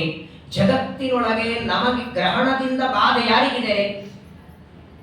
ಗ್ರಹಣದಿಂದ ಬಾಧೆ ಮನುಷ್ಯರಿಗೆ, ದೇವರಿಗೆ ಎಲ್ಲಿದೆ? ಸಕಲ ಗ್ರಹ ಬಲ ನೀನೆ ಸರಸಿಜಾಕ್ಷ. ಸೂರ್ಯ ಚಂದ್ರಾದಿ ಎಲ್ಲ ಗ್ರಹಗಳಿಗೆ ನಿಯಾಮಕ, ಎಲ್ಲರ ಆಯುಷ್ಯ ಶಿಂಶುಮಾರ ದೇವ ಸಲ್ಲಿಯಿಂದ ತೊಲಗಿಸುವ ಅಂತಹ ಪರಮಾತ್ಮ ತಾನು ಗ್ರಹಣ ಕಾಲದಲ್ಲಿ ಬ್ರಾಹ್ಮಣರಿಗೆ ದಾನ ತಾನು ಕೊಟ್ಟ ಮಡದಿಯರಿಂದ ಕೊಡಿಸಿದ. ನಾನು ಕೃಷ್ಣ, ನನ್ನ ದೇವರು, ನನಗೇನು ಗ್ರಹಣ ಸಂಬಂಧ ಇಲ್ಲ. ಎಲ್ಲರೂ ದಾನಗಳನ್ನು ಕೊಟ್ಟಿದ್ದಾರೆ. ಇಲ್ಲೇನಾಗಿತ್ತು ಅಂದ್ರೆ, ಕೃಷ್ಣ ಪರಮಾತ್ಮ ದ್ವಾರಕೆಯಿಂದ ಗ್ರಹಣಕ್ಕೆ ಬರ್ತಾರೆ ಅನ್ನೋ ವಾರ್ತೆ ಪಾಂಡವರಿಗೆ ಗೊತ್ತಾಯ್ತು. ಹಸ್ತಿನಾವತಿಯಲ್ಲಿ ಅವರು ಬಂದಿದ್ದಾರೆ. 5 ಜನ ಪಾಂಡವರು, ದ್ರೌಪದಿ, ಕುಂತಿ ಅವರು ಬಂದಿದ್ದಾರೆ. ಈ ಕಡೆ ನಂದ ಯಶೋಧರಿಗೆ ಗೊತ್ತಾಯ್ತು, ಗೋಕುಲದಿಂದ ಅವರು ಬಂದಿದ್ದಾರೆ. ಒಟ್ಟಾಗಿ ಎಲ್ಲಾ ಬಾಂಧವರು ಒಂದ್ ಕಡೆ ಸೇರಿ ಬಿಡ್ತಾರಲ್ಲ. ಪಾಂಡವರ ಭೇಟಿಯಾಯಿತು ಪರಸ್ಪರವಾಗಿ. ಕೃಷ್ಣ ಪರಮಾತ್ಮನಿಗೂ ಪಾಂಡವರಿಗೂ ಭೇಟಿ, ನಂದ ಯಶೋಧೆಯರ ಭೇಟಿಯಾಗಿದೆ. ಆ ಗ್ರಹಣ ಕಾಲದಲ್ಲಿ ಎಲ್ಲರೂ ಸ್ನಾನ ದಾನಗಳೆಲ್ಲ ಆದ ಮೇಲೆ ಒಂದು ಕಡೆ ಕೂತ್ಕೊಂಡಿದ್ರಂತೆ. ಗ್ರಹಣ ಆದ ಮೇಲೆ ಮಾತಾಡ್ತಾ ಇರುವಾಗ ಕುಂತಿ ದೇವಿ ವಸುದೇವನಿಗೆ ಒಂದು ಪ್ರಶ್ನೆ ಕೇಳ್ತಾಳೆ. ಕುಂತಿ ವಸುದೇವನಿಗೆ ತಂಗಿಯಾಗಬೇಕು. 5 ಜನ ತಂಗಿಯರು. ಸಾಮಾನ್ಯವಾಗಿ ತಂದೆ ಹೋದ ಮೇಲೆ ತಂಗಿಯರ ಜವಾಬ್ದಾರಿ ಅಲ್ವಾ? ಒಂದು ದಿನ ನನ್ನ ನೋಡ್ಲಿಕ್ಕೆ ಬಂದಿ ಅಂತ ಕೇಳ್ತಾಳೆ ಕುಂತಿ. ಭರವಸೆ ನಿನ್ ಮೇಲೆ ಎಷ್ಟಿಟ್ಕೊಂಡಿದ್ದೆ ನಾನು, ಯಾಕೆ ನನ್ನ ನೋಡ್ಲಿಕ್ಕೆ ಬರ್ತೋಯ್ತಾ ನಿನಗೆ? ಕೆಲವು ಮಾತು ಪ್ರಶ್ನೆ ಕೇಳ್ತಾಳೆ ಕುಂತಿ. ಅಯ್ಯ ಭ್ರಾತರಹಂ ಮನ್ನೆ ಆತ್ಮಾನಂ ಅಕೃತಾಸಿನಂ. ನನಗೊಂದು ಭರವಸೆ ಇತ್ತು, ಯಾವ ಆಪತ್ತು ಬಂದ್ರು ನನ್ನ ಅಣ್ಣ ನನ್ನ ಜೊತೆಗಿರ್ತಾನೆ ಅಂತ. ಯಾಕೆ ಈ ತಂಗಿಯನ್ನು ನೋಡ್ಬೇಕು ಅನಿಸ್ಲಿಲ್ವಾ ನಿನಗೆ? ನನ್ನ ಮಕ್ಕಳಿಗೆ ಅನ್ನದಲ್ಲಿ ವಿಷ ಹಾಕಿದ್ರು ಆದ್ರೂ ನೀನು ಬರಲಿಲ್ಲ. ಅರಿಗಿನ ಮನೆಯನ್ನು ಸುಡಬೇಕು ಅಂದ್ರು, ನಾನಾ ರೀತಿಯಾಗಿ ನನ್ನ ಮಕ್ಕಳಿಗೆ ತೊಂದರೆ ಆಯ್ತಲ್ಲ, ಯಾಕೆ ಬರಲಿಲ್ಲ? ಸುಹೃದೋ ಜ್ಞಾತಯ ಪುತ್ರ ಭ್ರಾತರ ಪಿತರವು ಅಪಿ. ತನ್ನಂತ ಅನ್ಕೊಳ್ತಾಳೆ, ನನ್ನ ಹತ್ರ ಪುಣ್ಯ ಕಡಿಮೆ ಆಗಿದೆ ಅನ್ಸುತ್ತೆ, ನೀನ್ ಬರ್ಬೇಕಂದ್ರೆ. ಸಾಮಾನ್ಯವಾಗಿ ಯಾವ ಗುರುಗಳು ಬ್ರಾಹ್ಮಣರ ಮನೆಗೆ ಬರಬೇಕು ಅಂದ್ರೆ ನಮ್ಮ ಅಕೌಂಟ್ ಅಲ್ಲಿ ಪುಣ್ಯ ಇರ್ಬೇಕು. ನಾವು ಕರೆದ್ರು ಬಂದಿಲ್ಲ ಅಂದ್ರೆ ತಿಳ್ಕೊಂಡ್ಬಿಡಿ ಬಾಸ್, ದಕ್ಷಿಣೆ ಕೊಡ್ತೇನೆ ಅಂದ್ರೆ ಮನೆಗೆ ಬರೋರಲ್ಲ. ಜ್ಞಾನಿಗಳು ದೊಡ್ಡವರು ಬರಬೇಕು ಅಂದ್ರೆ ಅಕೌಂಟ್ ಅಲ್ಲಿ ಪುಣ್ಯ ಇರ್ಬೇಕು. ನನ್ನ ಹತ್ರ ಪುಣ್ಯ ಕಡಿಮೆ ಆಗಿದೆ ಅಂತ ನಾನು ತಿಳ್ಕೊಳ್ತೇನೆ. ನಿನ್ನ ಜೊತೆಗೆ ಮಾತಾಡೋದಕ್ಕೂ ಪುಣ್ಯ ಬೇಕು. ಕೃಷ್ಣನ ತಂದೆ ಅಲ್ವಾ ನೀನು? ಹಾಗಾಗಿ ನನ್ನನ್ನ ತಂಗಿಯನ್ನ ಮಾತಾಡಿಸೋದಕ್ಕೆ ನೋಡೋದಕ್ಕೆ ಬರಲಿಲ್ಲ. ಕೊನೆ ಪಕ್ಷ ಹೇಗಿತ್ತು ಅಂತ ಕೇಳಲಿಲ್ಲ ನೀನು. ಕಣ್ಣೀರಲ್ಲಿ ಕೈಯನ್ನು ತೊಳೆದಿದ್ದೇನೆ ಅಂತ ಪಾಪ ತನ್ನ ದುಃಖವನ್ನು ಹೇಳ್ಕೊಂಡ್ರೆ ವಸುದೇವ ಮಾತಾಡ್ತಾನೆ. ವಸುದೇವ ಅಂತಾನೆ, ನೀನೇನೋ ಕಷ್ಟದಲ್ಲಿದ್ದೆ ಅಂತ ಹೇಳ್ಕೊಂಡು ನಾನೇನು ಸುಖವಾಗಿದ್ದೀನ ಅಂತಾನೆ. ಸರಿ, ನಿನ್ನ ಮಾತು ಸರಿ, ಅಣ್ಣನಾಗಿ ನಿನ್ನ ಯೋಗಕ್ಷೇಮ ಕೇಳಬೇಕಾಗಿತ್ತು. ಆದರೆ ನೀನು ತಿಳ್ಕೊಂಡ ಹಾಗೆ ನಾವು ಸುಖವಾಗಿಲ್ಲ. ನನ್ನ 6 ಜನ ಮಕ್ಕಳನ್ನ ನನ್ನ ಕಣ್ಣೆದುರಿಗೆ ಕಂಸ ಕೊಂದು ಹಾಕಿಬಿಟ್ಟ. 7ನೇದು ಹುಟ್ಟಲಿಲ್ಲ, 8ನೇ ಹುಟ್ಟಿದ ಮಗು ನಾನೇ ಹುಟ್ಟಿಯಲು ಇನ್ನೊಬ್ಬರ ಮನೆಗೆ ಬಿಟ್ಟು ಬಂದೆ. ನನ್ನ ಕಷ್ಟ ಏನು ಹೇಳಿ ನಿನಗೆ? ಯಾವ ತಂದೆನೂ ಮಾಡದ ಕೆಲಸ ನಾನು ಮಾಡಿದ್ದೇನೆ. 7-8 ಜನ ಮಕ್ಕಳಿದ್ದು ಒಬ್ಬ ಮಗ ಜೊತೆಗಿಲ್ಲ. ನೋಡಿ, ಮಕ್ಕಳೇ ಇಲ್ಲದೇ ಇದ್ದಾಗ ಮಗ ಇಲ್ಲ ಅಂತ ಇರೋದು ಬೇರೆ. ಇರುವ ಮಕ್ಕಳೆಲ್ಲ 6 ಜನ ಹೋಗಿದ್ದಾರೆ, ಇನ್ನಿಬ್ರು ಅಲ್ಲಿದ್ದಾರೆ, ಬಲರಾಮ ಕೃಷ್ಣ. ಅವ್ರು ನನ್ನ ಮಕ್ಕಳು ಅಲ್ಲಿದ್ದಾರೆ, ನನ್ನ ಮಕ್ಕಳಿಂದ ಇದ್ದೇನೆ ಇಲ್ಲಿ. ಈಗ ಕಂಸನ ಸಂಹಾರ ಆದ್ಮೇಲೆ ಕೃಷ್ಣ ನಮ್ಮ ಜೊತೆಗಿದ್ದಾನೆ, ಹಾಗಾಗಿ ನಾನೇನು ಸುಖವಾಗಿದ್ದೇನೆ ಇಲ್ಲ. ಅಂಬ ಮನ್ಮಾಸುಯೇ ಯಥಾ ದೇವಕಿ ದೇವ ಕ್ರೀಡಾನಪಾನ. ನಾವೆಲ್ಲ ದೇವರ ವಶದಲ್ಲಿ. ಯಾರು ಎಷ್ಟೊತ್ತು ಸುಖವಾಗಿರಬೇಕು, ಹೇಗಿರಬೇಕು, ಭಗವಂತನ ಸಂಕಲ್ಪ ಇದೆ. ಕಂಸನಿಂದ ನಾವು ಬೇಕಾದಷ್ಟು ದುಃಖವನ್ನು ಅನುಭವಿಸಿದ್ದೇವೆ, ಚಿಂತೆ ಇಲ್ಲ. ಎಲ್ಲದಕ್ಕೂ ದೇವರ ಅನುಗ್ರಹ. ನಿನ್ನ ಮಕ್ಕಳಿಗೆ ಆಪತ್ತು ಬಂದಾಗ ನಾನು ಬರಲಿಲ್ಲ ಸರಿ, ನನ್ನ ಮಗ ಬಂದಲ್ಲ. ವಿಷಾನ್ ಮಹಾಗ್ನೆ ಪುರುಷಾದ ದಂಶನ ಅಸತ್ ಸಭಾಯಾವನ ಮಾಸಕೃತ. ಒಂದೇ ಎರಡೇ ಸಣ್ಣ ಮಕ್ಕಳಿದ್ದಾಗ ಆರಂಭ ಮಾಡಿ ಇವತ್ತು 18 ದಿವಸದ ಯುದ್ಧ ಮಾಡುವವರೆಗೂ ಕೃಷ್ಣನ ದಯ ಇದೆ. ಸರಿ, ಈಗ ನಾವು ನಿನ್ನೆ ಭೇಟಿ ಆಯ್ತಲ್ಲ ಅಂತ ತುಂಬಾ ಮೊದಲು ಸ್ವಲ್ಪ ದುಃಖ ಆಯ್ತು. ಆದರೂ ಅಣ್ಣ ಸಿಕ್ಕಿದ್ದಾನೆ, ಪರಸ್ಪರವಾಗಿ ಮಾತಾಡ್ತಾರೆ. ಪಾಂಡವರ ಭೇಟಿಯಾಯಿತು. ಅದೇ ಸಂದರ್ಭದಲ್ಲಿ ಇವರೆಲ್ಲರೂ ಬಂದಿದ್ರಲ್ಲ, 16,108 ಜನ ಸ್ತ್ರೀಯರು ಬಂದಿದ್ರು. ಏನಾಗಿತ್ತಂದ್ರೆ, ಸಾಮಾನ್ಯವಾಗಿ ನೋಡಿ, ಯಾವುದರ ಮದುವೆಗೆ ನೀವೆಲ್ಲರನ್ನ ಕರೆದಿದ್ರೆ ಆ ಮದುವೆಯಲ್ಲಿ ಎಲ್ಲರೂ ಮಾತುಕತೆ ಎಲ್ಲ ಆಗಿರೋದು. ಈ 16,108 ಜನರನ್ನ ಏನು ಕೃಷ್ಣ ಮದುವೆ ಮಾಡ್ಕೊಂಡಿದ್ದಾನೆ, ಅಲ್ಲಿ ಪಾಂಡವರು ಬಂದಿಲ್ಲ, ದ್ರೌಪದಿ ಇಲ್ಲ, ಸ್ವತಃ ತಂದೆ ತಾಯಿನೇ ಇಲ್ಲ, ವಸುದೇವ ದೇವಕಿಯರೇ ಇಲ್ಲ, ನನ್ನ ಯಶೋಧೆಯರೇ ಇಲ್ಲ. ಪಾಂಡವರನ್ನ ಕರೆಯೋದು ಎಲ್ಲಿಂದ? ಆದರೆ ನೋಡಿ, ಕುತೂಹಲ ಇರತ್ತಲ್ವೇ. ನಿಮಗೆ ಬಹಳ ಬೇಕಾದವರು, ನಿಮಗೆ ಆತ್ಮೀಯರು ಮದುವೆ ಮಾಡ್ಕೊಂಡಿದ್ದಾರೆ, ಕರೆದಾರೋ ನಿಮ್ಮನ್ನು ಕರೆದಿಲ್ವೋ, ಕರೆದು ಸರಿ ಅಥವಾ ನೀವು ಹೋಗಿರ್ಲಿಲ್ಲ ಅಂದ್ರೆ ಹೆಂಗೈತ್ರಿ ನಿಮ್ಮ ಮದುವೆ ಅಂತ ಕೇಳ್ತಿರೋ ಇಲ್ಲೋ. ಬಹಳ ಆತ್ಮೀಯರಾದರೆ ಮದುವೆ ಆಯ್ತಾ, ಫೋಟೋ ಆಲ್ಬಮ್ ಎಲ್ಲ ಮಾಡಿಸಿದ್ರೆ ಅದನ್ನ ಕೊಡ್ರಪ್ಪ ನೋಡೋಣ. ಹಾಗೆ ಪಾಂಡವರಲ್ಲಿ ದ್ರೌಪದಿ ಬರ್ತಾಳೆ. ದ್ರೌಪದಿಗೆ ಕುತೂಹಲ ಆಯ್ತು. ಎಲ್ಲ ಮಡದಿಯರನ್ನ ಕರೆದಂತೆ ರುಕ್ಮಿಣಿ ಸತ್ಯಭಾಮ ಹೇಗೋ ಅನಾಯಾಸ ಸೇರಿದ್ದಾರೆ ಕುರುಕ್ಷೇತ್ರದಲ್ಲಿ. ದೊಡ್ಡ ಸೂರ್ಯಗ್ರಹಣದ ಪರ್ವಕಾಲ ಬೇರೆ. ಅವರೆಲ್ಲ ಸ್ತ್ರೀಯರನ್ನ ಕರೆಸಿ ದ್ರೌಪದಿ ಕೇಳ್ತಾಳೆ, ನಿಮ್ ಮದುವೆಗಂತೂ ನಾನು ಬರ್ಲಿಕ್ಕಾಗಿಲ್ಲ, ಹೇಗೆ ನೀವೆಲ್ಲ ಮದುವೆ ಮಾಡ್ಕೊಂಡ್ರೆ ಹೇಳ್ರಿ. ಕೃಷ್ಣ ಪರಮಾತ್ಮನ ಹೇಗೆ ಮದುವೆ ಮಾಡ್ಕೊಂಡ್ರಿ ಅಂದಾಗ ಒಬ್ಬೊಬ್ಬರಾಗಿ ಶುರು ಮಾಡ್ತಾರೆ. ಮೊದಲು ರುಕ್ಮಿಣಿ ಹೇಳ್ತಾಳೆ, ನನ್ನನ್ನ ಶಿಶುಪಾಲನೆಗೆ ಕೊಟ್ಟು ವಿವಾಹ ಮಾಡಬೇಕು ಅಂತ ಎಲ್ಲ ಸಿದ್ಧತೆಯನ್ನ ಮಾಡಿದ್ರು. ಆ ಸಿದ್ಧತೆಯನ್ನ ನೋಡಿ ನಾನು ಕೃಷ್ಣನಿಗೆ ಪತ್ರವನ್ನ ಬರೆದೆ. ಪರಮಾತ್ಮ ನಿನ್ನೆ ಮೃಗೇಂದ್ರೈವ ಭಾವ ಗಜಾವಯೂಥಾನ್ ಗರುಡ ರಥದಲ್ಲಿ ಬಂದು ನನ್ನನ್ನ ಕರ್ಕೊಂಡೋಗಿ ವಿಧಾನಪೂರ್ವಕವಾಗಿ ವಿವಾಹ ಮಾಡಿಕೊಂಡ ಅಂತ ಪರಮಾತ್ಮ ತಾನು ವಿವಾಹ ಮಾಡಿಕೊಂಡದ್ದನ್ನ ರುಕ್ಮಿಣಿ ಹೇಳ್ತಾಳೆ. ಅನಂತರದಲ್ಲಿ ಸತ್ಯಭಾಮಾದೇವಿ ಯೋಮೇ ಸನಾಭಿವ್ರತ ವೃದಾರತೇನ ಲಿಪ್ತಾಭಿಶಾಪ ಶಮಯನ್, ಆ ಸೆವಂತಕ ಮಣಿಯ ನಿಮಿತ್ತಕವಾಗಿ ನನ್ನನ್ನು ಕೃಷ್ಣ ಮದುವೆ ಮಾಡಿಕೊಂಡ. ಅನಂತರದಲ್ಲಿ ಜಾಂಬವತಿ, ಇವತ್ತು ನಾವೇನು ತುಳಸಿ ಆರಾಧನೆಯನ್ನು ಮಾಡ್ತೇವೆ, ಆಜ್ಞಾಯ ದೇಹ ವಿಹೃತಿಂ ನಿಜನಾಥ ದೈವಂ ಸೀತಾಪತಿಂ ತ್ರಿದವಹನ್ಯ ಮನಾಭಿಯುಕ್ತಿ. ಜಾಂಬವತಿ ಹೇಳ್ತಾಳೆ, ನಮ್ಮ ತಂದೆ ಆ ಸೆವಂತಕ ಮಣಿಯನ್ನು ತಂದು ಮನೆಯಲ್ಲಿ ಇಟ್ಟಿದ್ರು. ಕೃಷ್ಣನ ಜೊತೆ ಯುದ್ಧ ಆಯ್ತು. ಯುದ್ಧ ಆದ ಮೇಲೆ ಗೊತ್ತಾಯಿತು ಈ ಕೃಷ್ಣನೇ ರಾಮ ಅಂತ.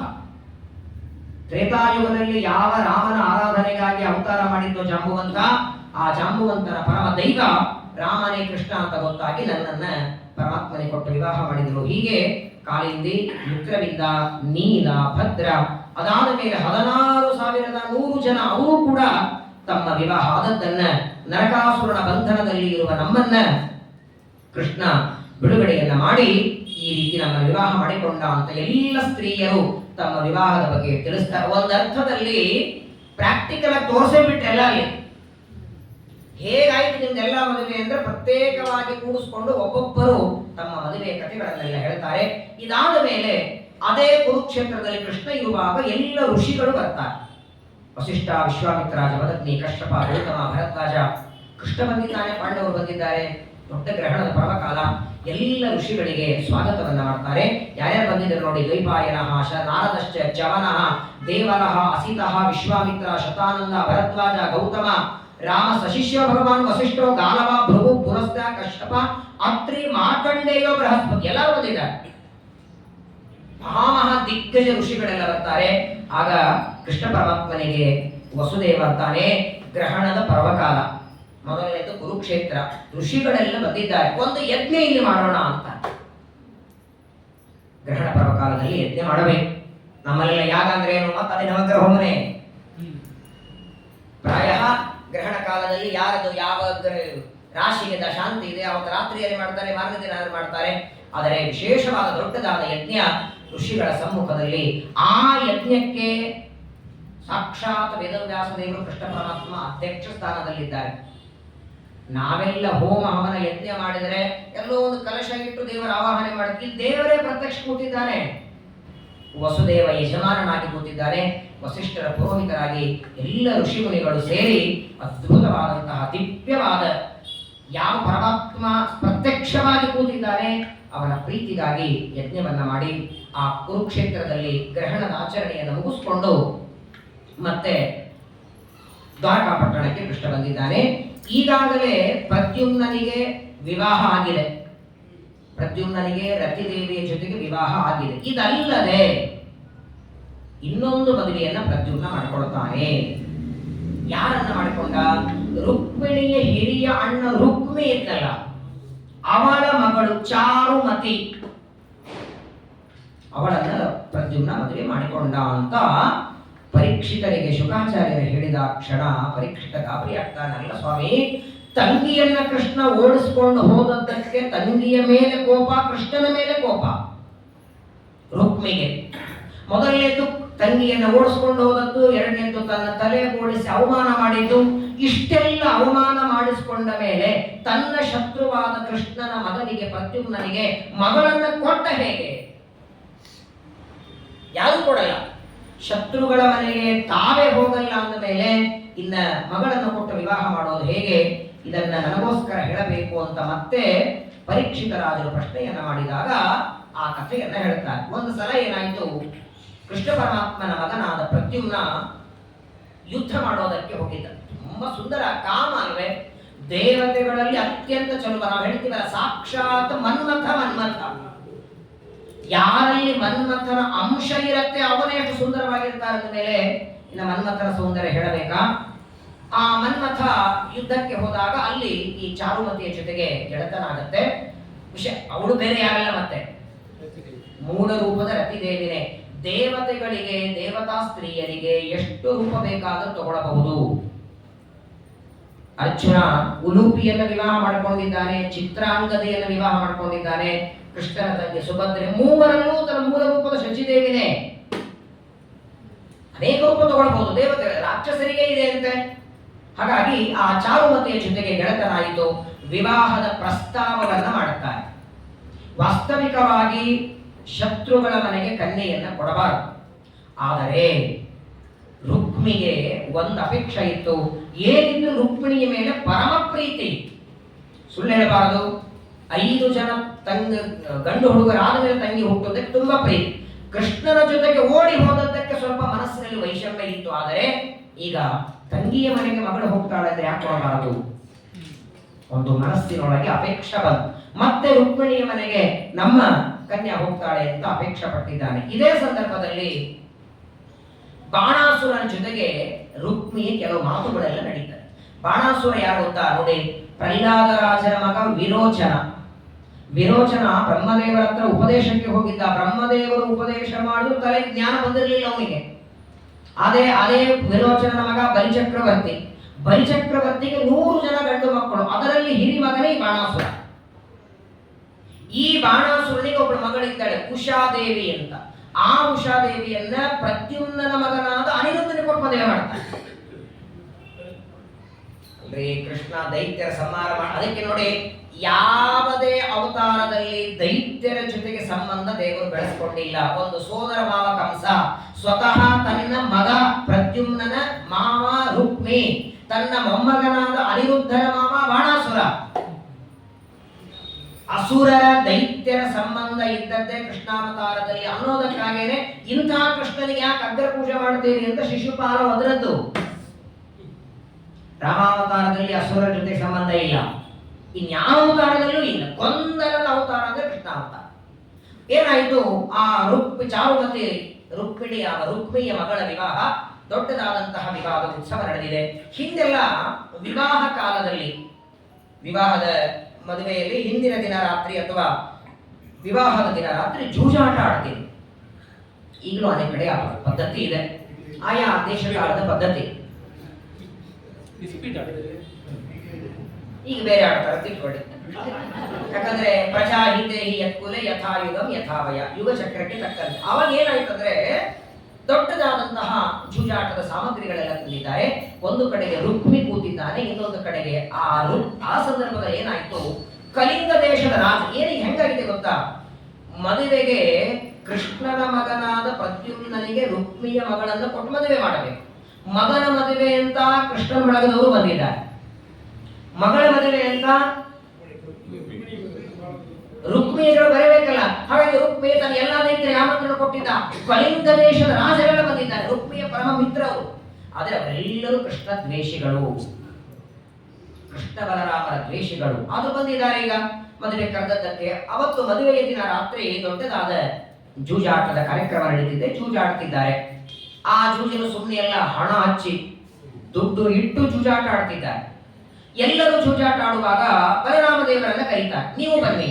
ಬೇಡ ಅಂದ್ರು, ನಾನು ಬರೋದಿಲ್ಲ ಬೇಡ ಅಂದ್ರು. ಇಲ್ಲ ನೀವು ಬರಬೇಕು ಅಂತ ಆಗ್ರಹದಿಂದ ಬಲರಾಮ ದೇವರನ್ನ ಈ ಕಲಿಂಗ ದೇಶದ ರಾಜರಿಗೆ ಅದನ್ನು ಮಾಡಬೇಕಾಗಿ ಏನಾದರೂ ಮಾಡಿ ಈ ಮದುವೆಯಲ್ಲಿ ಒಂದು ಗದ್ದಲೆ. ಅದಕ್ಕೆ ಕೆಲವರು ಬಂದಿರ್ತಾರೆ, ನೀವು ನೋಡಿಬೇಕಾದ್ರೆ ಮದುವೆಯಲ್ಲಿ ಅವ್ರ ಕತೆ ಇವ್ರಿಗೆ ಹೇಳಲಿಕ್ಕೆ, ಇವ್ರ ಕತೆ ಅವ್ರಿಗೆ ಹೇಳಲಿಕ್ಕೆ, ಜಗಳ ಹಚ್ಚಲಿಕ್ಕೆ, ಅದಕ್ಕೆ ಕೆಲವರು ಸ್ಪೆಷಲ್ ಆಗಿ ಬರ್ತಾರೆ. ಹಂಗಾಗಿ ಹೇಳೋದು, ಮದುವೆಯನ್ನ ಆದಷ್ಟು ಉತ್ತಮರನ್ನ ಕರೆಸಿ ಮಾಡಿ. ಬಹಳ ವೈಭವ ಮಾಡ್ಲಿಕ್ಕೆ ಹೋದ್ರೆ ಏನೋ ಗೊಂದಲ ಆಗುತ್ತೆ.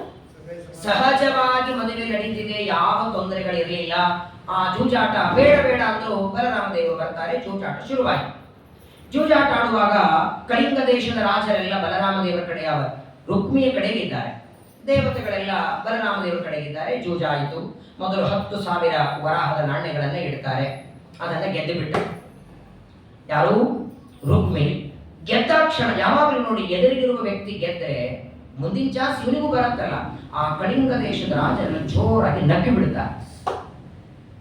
ಏನು ಬಲರಾಮ ಸೋತು ಬಿಟ್ಟೆ ಇಲ್ಲ. ಕೋಪ ಬಂತು ಬಲರಾಮ ದೇವರಿಗೆ, ಸಿಟ್ಟು ಬಂತು. ಆದರೂ ಆಟ ಇದು, ಆಟದಲ್ಲಿ ಒಬ್ಬ ಗೆಲುವು ಸೋಲು ಇದ್ದೇ ಇರ್ತದೆ. ಸರಿ, 2ನೇ ಬಾರಿ ಮತ್ತೆ ಆಡ್ತಾರೆ. 2ನೇ ಬಾರಿ ಇದರ 2 ಪಟ್ಟು ಹಣ ಹಂಚಿರ್ತಾರೆ. 2ನೇ ಬಾರಿ ಅದು ವಾಸ್ತವಿಕವಾಗಿ ಗೆದ್ದದ್ದು ಬಲರಾಮ ದೇವರೇ. ಬಲರಾಮ ದೇವರು ಗೆಲ್ತಾರೆ. ಆದ್ರೆ ಕಲಿಂಗ ದೇಶದ ರಾಜರೆಲ್ಲ ಏನ್ ಮಾಡ್ತಾರೆ, ಅಲ್ಲಿ ಗೆದ್ದದ್ದನ್ನು ಸುಳ್ಳು ಮಾಡಿ ಈಗಲೂ ನಮ್ಮ ರುಕ್ಮಿಣಿ ಗೆದ್ದ, ಜೋರಾಗಿ ಎದ್ದು ರುಕ್ಮಿಗೆ ಜಯವಾಗಲಿ, ರುಕ್ಮಿಗೆ ಜಯವಾಗಲಿ. ಬಲರಾಮ ದೇವರಂತ ರುಕ್ಮಿಣಿಯಾಗಿ ಗೆದ್ದದ್ದು ನಾನು ಅಂದರು. ಬಲರಾಮ ದೇವರ ಪಕ್ಷದಲ್ಲಿ ಇದ್ದವರೆಲ್ಲ ಹೇಳ್ತಾರೆ ಗೆದ್ದದ್ದು ಬಲರಾಮ ದೇವರೇ ಅಂತ. ಆದರೂ ಕೇಳಲಿಲ್ಲ. ಏನೋ ಒಂದು ಕಲಹ, ಯುದ್ಧ ಮಾಡಬೇಕು ಅಂತ ಬಂದಿದ್ದವರು. ಇದನ್ನು ಗೆದ್ದದ್ದು ರುಕ್ಮಿಣಿ ಗೆದ್ದದ್ದೇ ಹೊರತು ಬಲರಾಮ ಅಲ್ಲ ಅಂದಾಕ್ಷಣ ಬಲರಾಮ ದೇವರಿಗೆ ಕಣ್ಣು ಕೆಂಪಾಯಿತು. ಆದರೆ ಏನ್ ಮಾಡೋ ಹಾಗಿರಲಿಲ್ಲ. ಮದುವೆಯ ಸಂದರ್ಭ. 2ನೇದ್ದು ಕೃಷ್ಣನಿಗೆ ಬೀಗ ಹಾಕ್ಬೇಕಲ್ಲ ಇವನು, ಕೃಷ್ಣನ ಮಗನಿಗೆ ಕನ್ಯಾದಾನ ಮಾಡುತ್ತಿದ್ದಾನೆ. ಆದರೂ ಈಗ ಗೆದ್ದದ್ದು ಯಾರು ಅಂತ ಗೊತ್ತಾಗಬೇಕು. ಇವರಂತಾರೆ, ಅವ್ರಿಗೆ ರುಕ್ಮಿಯ ಕಡೆಯವರೆಲ್ಲ ರುಕ್ಮಿ ಗೆದ್ದ ಅಂತಾರೆ, ಬಲರಾಮ ದೇವರ ಶಿಷ್ಯ ಬಲರಾಮ ದೇವರು ಅಂತಾರೆ. ನಿಜವಾಗಿ ಯಾರು ಹೇಳಬೇಕಿದ್ದಾನೆ? ಅಷ್ಟೊತ್ತಿಗೆ ಆಕಾಶವಾಣಿ ಆಯಿತು. ವಾಯುದೇವರು ಆಕಾಶದಲ್ಲಿ ನಿಂತು ಹೇಳ್ತಾರೆ, ಈ ಪಗಡಿಯಾಟ, ಈ ಜೂಜಾಟದಲ್ಲಿ ಗೆದ್ದದ್ದು ಬಲರಾಮ ದೇವರೇ.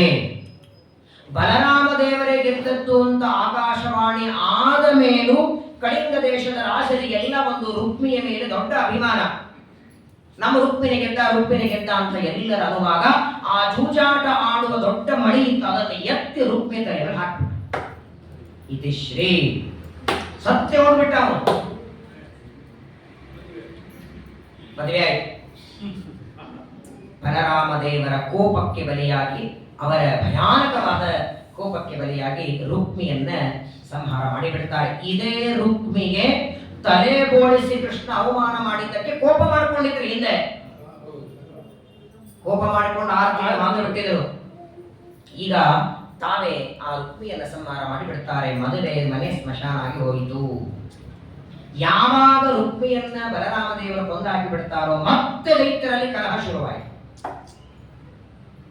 ಎಲ್ಲರೂ ದೈತ್ಯರ ಒಗ್ಗಟ್ಟಿಗಾಗ್ತಾರೆ. ಇದೇ ಸಂದರ್ಭದಲ್ಲಿ ಬಾಣಾಸುರ ಅಲ್ಲಿ ಬಂದಿರ್ತಾನೆ. ಬಾಣಾಸುರನ ಮಗನಾದ ಉಷಾದೇವಿಗೂ ಪ್ರದ್ಯುಮ್ನನ ಮಗನಾದ ಅನಿರುದ್ಧನಿಗೂ ಒಳಗೆ ಪ್ರೀತಿ ಇದೆ ಅಂತ ಗೊತ್ತಾಗಿ ಅನಿರುದ್ಧನನ್ನ ಅಪಹಾರ ಮಾಡಿಬಿಡ್ತಾನೆ ಬಾಣಾಸುರ. ಕೃಷ್ಣನ ಮೊಮ್ಮಗನನ್ನೇ ಅಪಹಾರ ಮಾಡಿಬಿಡ್ತಾನೆ.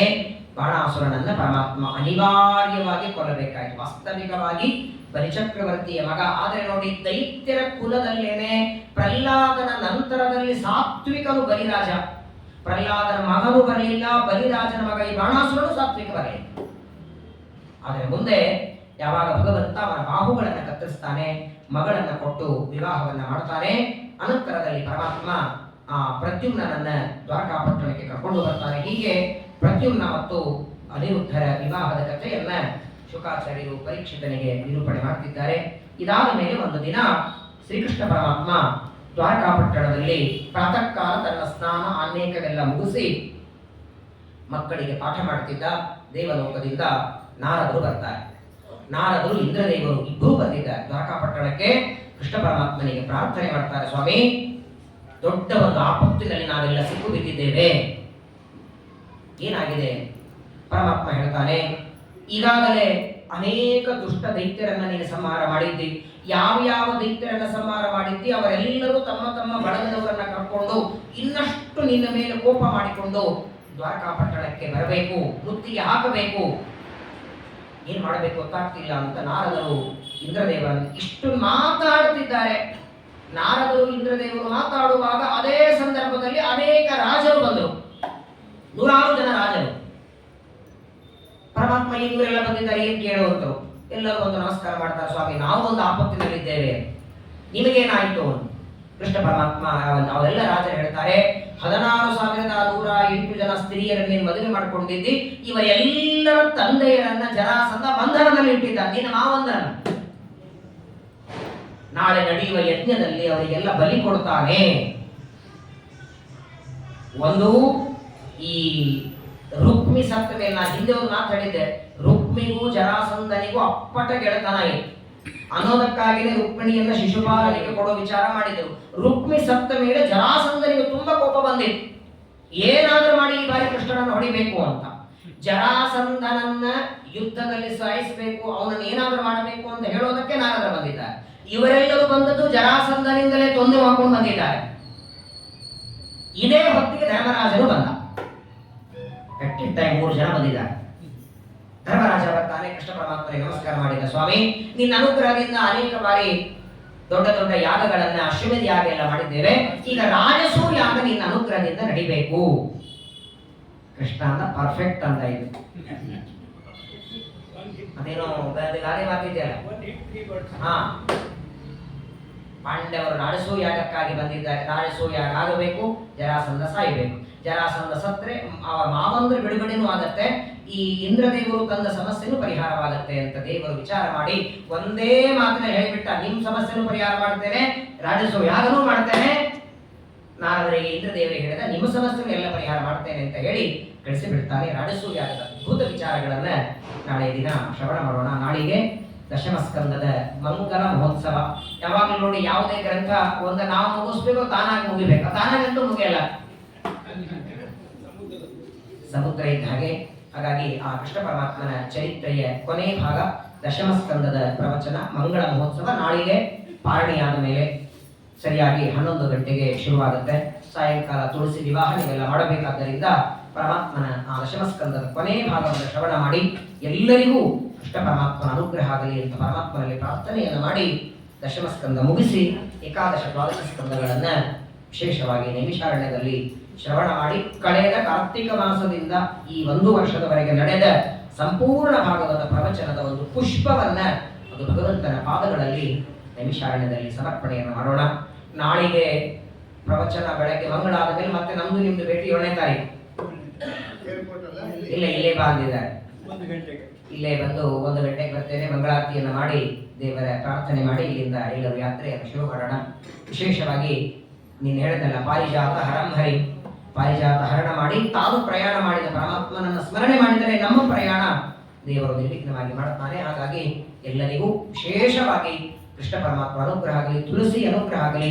ಆ ತುಳಸಿ ವಿವಾಹ ನಿಮ್ಮ ಮನೆಯಲ್ಲಿ ಮಾಡಿ ಎಂದೆಂದಿಗೂ ನಿಮ್ಮ ಮನೆಯೊಳಗೆ ದಾರಿದ್ರ್ಯ ಬರದೇ ಇರೋ ಹಾಗೆ, ಯಾವ ತರಹದ ದುಃಖ ಕಷ್ಟಗಳು ಬರದೇ ಇರೋ ಹಾಗೆ ದೇವರು ರಕ್ಷಣೆ ಮಾಡ್ತಾರೆ. ಅಂತಹ ಕೃಷ್ಣ ಪರಮಾತ್ಮನಿಗೆ ತುಳಸಿಯನ್ನು ಕೊಟ್ಟು ನಾಳೆ ದಿನ ಪ್ರಬೋಧೋತ್ಸವ ಅಂತ ಕರೀತಾರೆ, ಅದನ್ನ ವಿವಾಹವನ್ನು ಮಾಡಿ 11 ಗಂಟೆಗೆ ದಶಮಸ್ಕಂದದ ಮಂಗಳವನ್ನು ಮಾಡೋಣ. ಶ್ರೀಕೃಷ್ಣ.